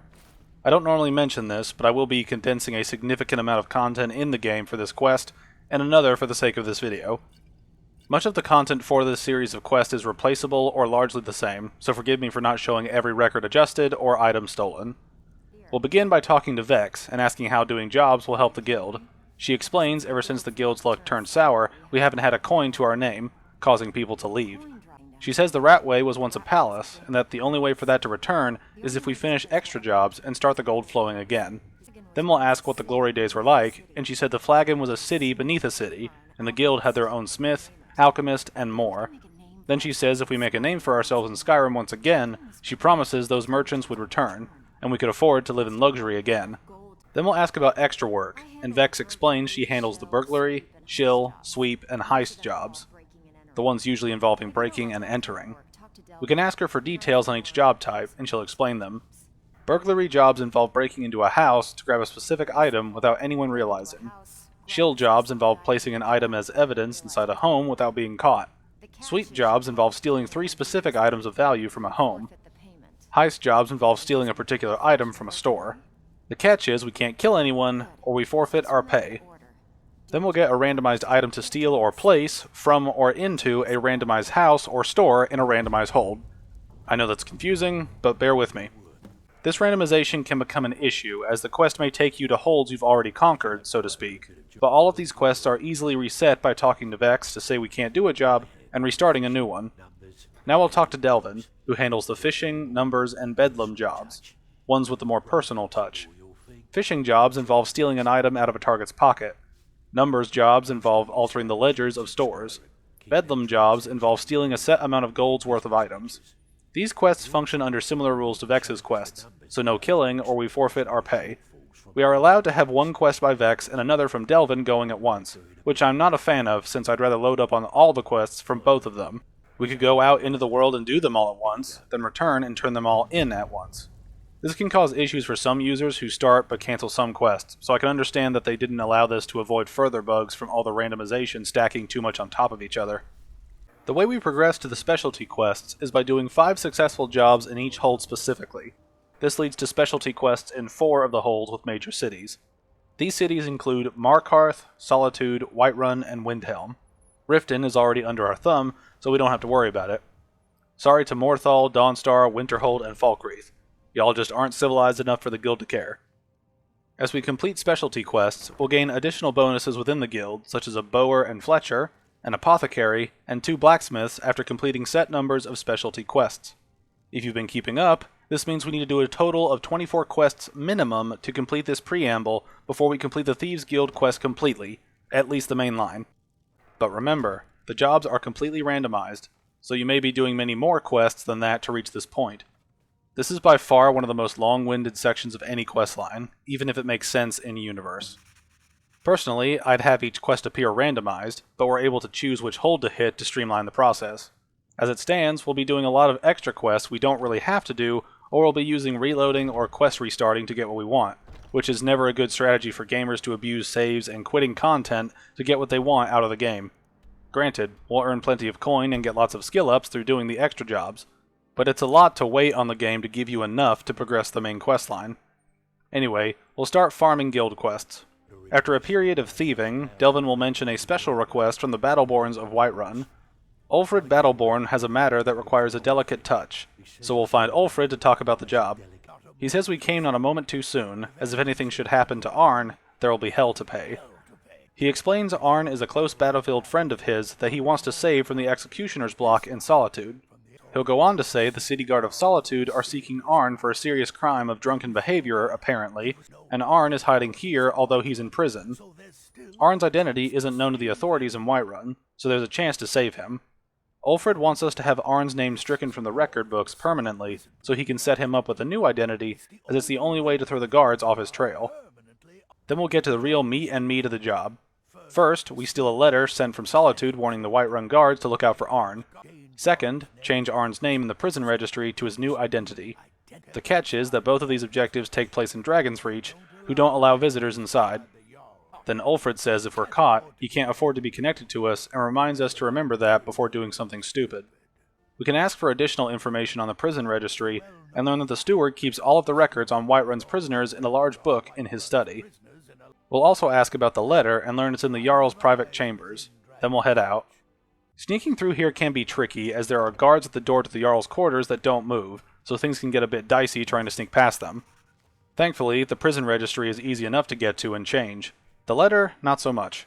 We'll go invisible, but opening the door causes the kids to see us when invisibility drops, which is an absolutely stupid restriction for invisibility. Plus the kids home in on you like a cat-sniffing feminist, preventing an escape. We'll pay the bounty and retry. The kids will home in on us again, and we'll just make a break for it to find the letter and run away, since the kids ruined the entire plan because their omniscient vision is unbreakable. Meddling kids.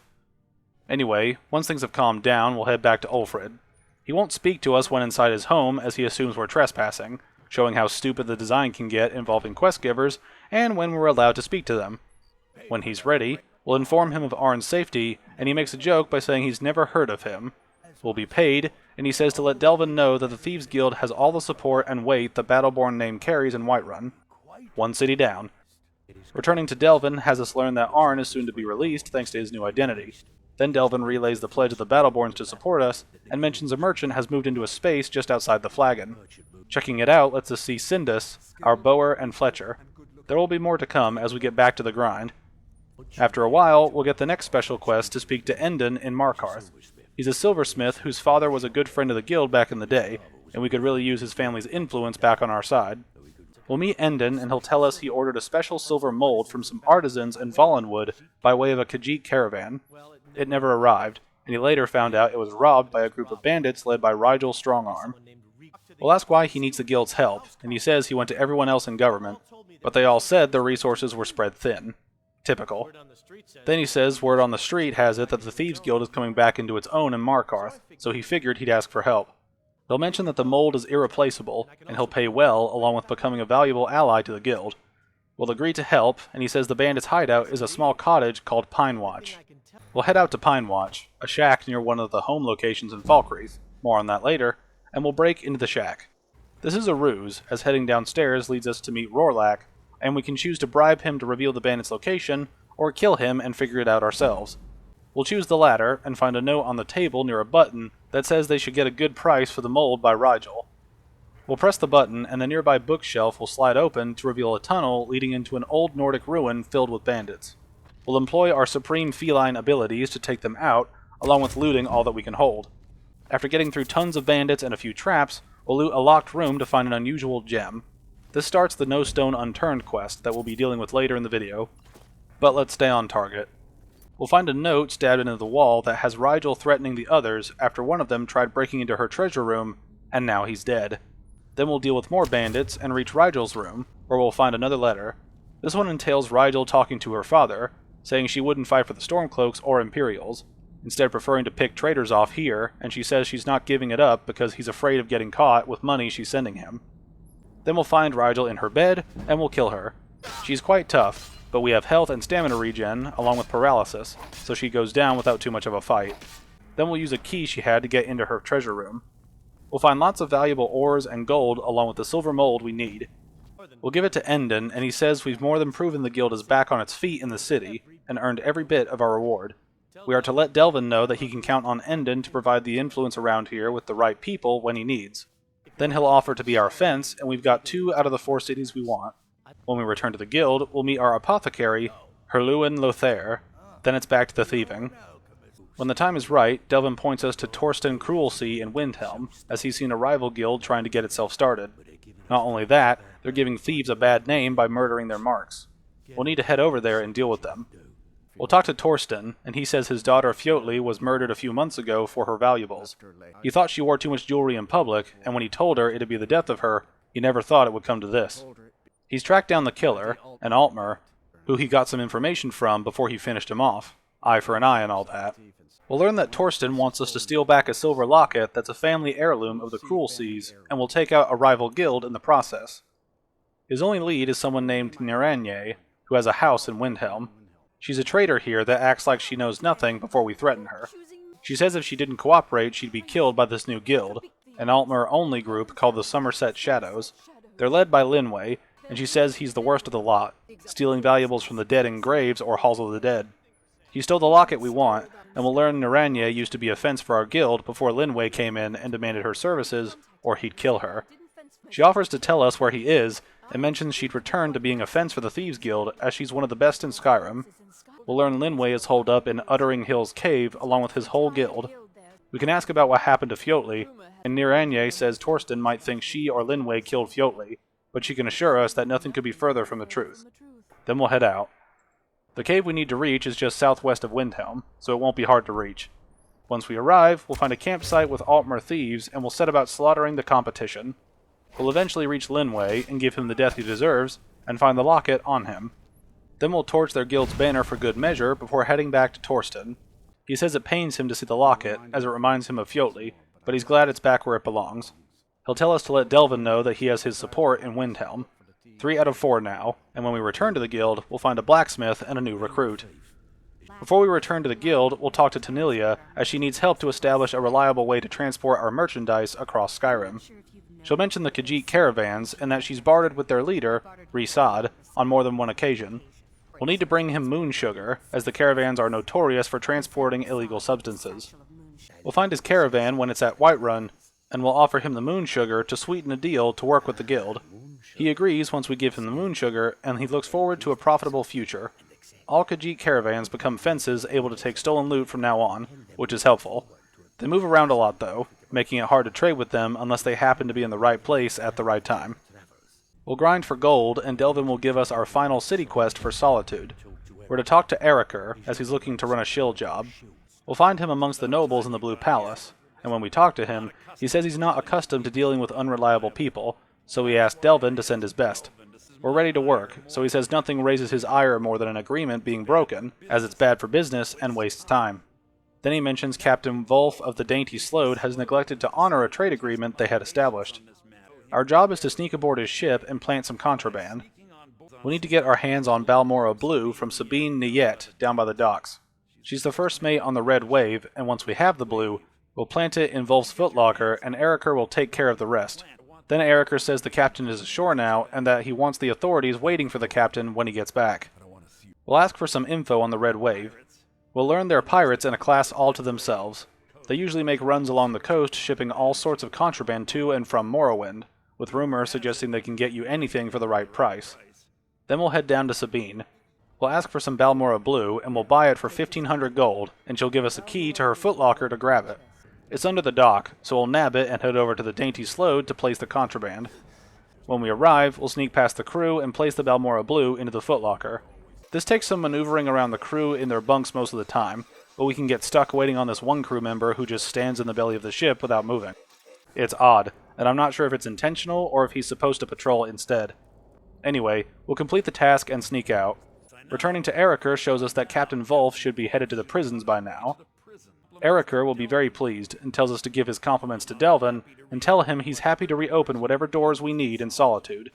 Then we'll head into the final main Thieves Guild quest. We'll need to speak to Brynjolf, and when we do, he says it's time to make it official and become our guildmaster. He says this will be short and sweet, so we'll head to the cistern for the ceremony. We'll have everyone there, including Karliah, and we'll begin. Brynjolf begins by saying he's never been good at these things, so he's going to keep it short. He says guildmaster means more than just getting a cut of all the loot. It's about being a leader and keeping the rabble in order. That said, he proposes we become guildmaster.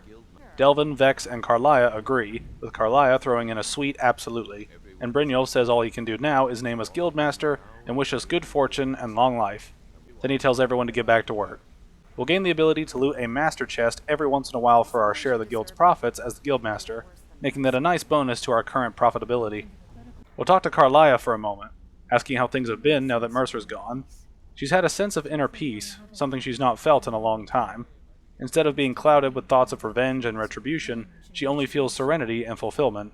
She's also dabbling in her old pastimes as well, and she encourages us to take a look and feel free to share in the fruits of her labor. We'll then talk to Brynjolf and ask if that was it. He says it was, and that we're not known for throwing coin around.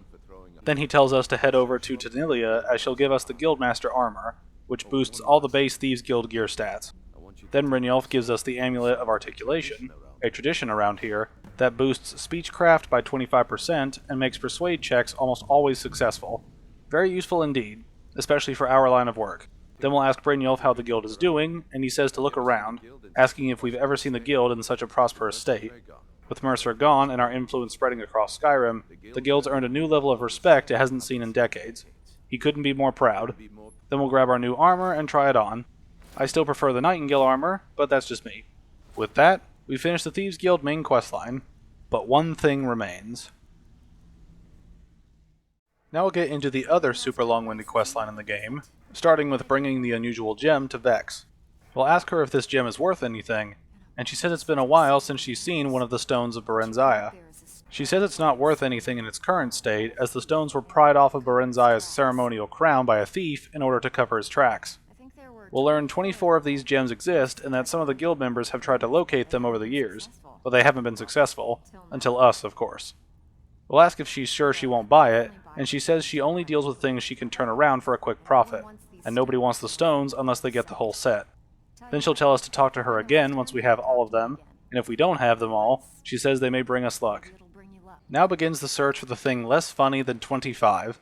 I'm not going to show every location, instead I'm going to list off the locations and requirements to reach each stone before skipping to the end, as this would drag on way longer if I didn't do it this way.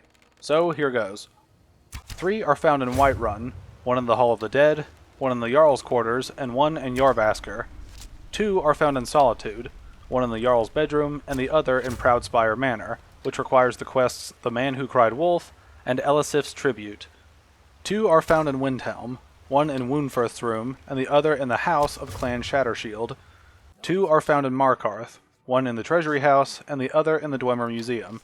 Singular gems can be found at the following locations: Riften in the Jarl's Bedroom, a common theme at this point, the College of Winterhold, at least requiring Under Sarthal be progressed, Dead Crone Rock, Blackbriar Lodge, Anselvund, requiring the quest of the same name, Stony Creek Cave, Ranvaeg's Fast, Felglow Keep, Dainty Slode, Sunderstone Gorge, Ingvild, Hobbsfall Cave, Reeking Cave, and the Thalmor Embassy as they connect, which also semi-requires the quest Diplomatic Immunity be progressed, Pine Watch, and the Dark Brotherhood Sanctuary, requiring Sanctuary or Destroy the Dark Brotherhood. These gems can be collected at various points throughout your run in the game, but they needed to be appraised by Vex specifically and given to her, which we'll do now. She says it's unbelievable, as we must be the first person to set eyes on the full set in the last 2 eras.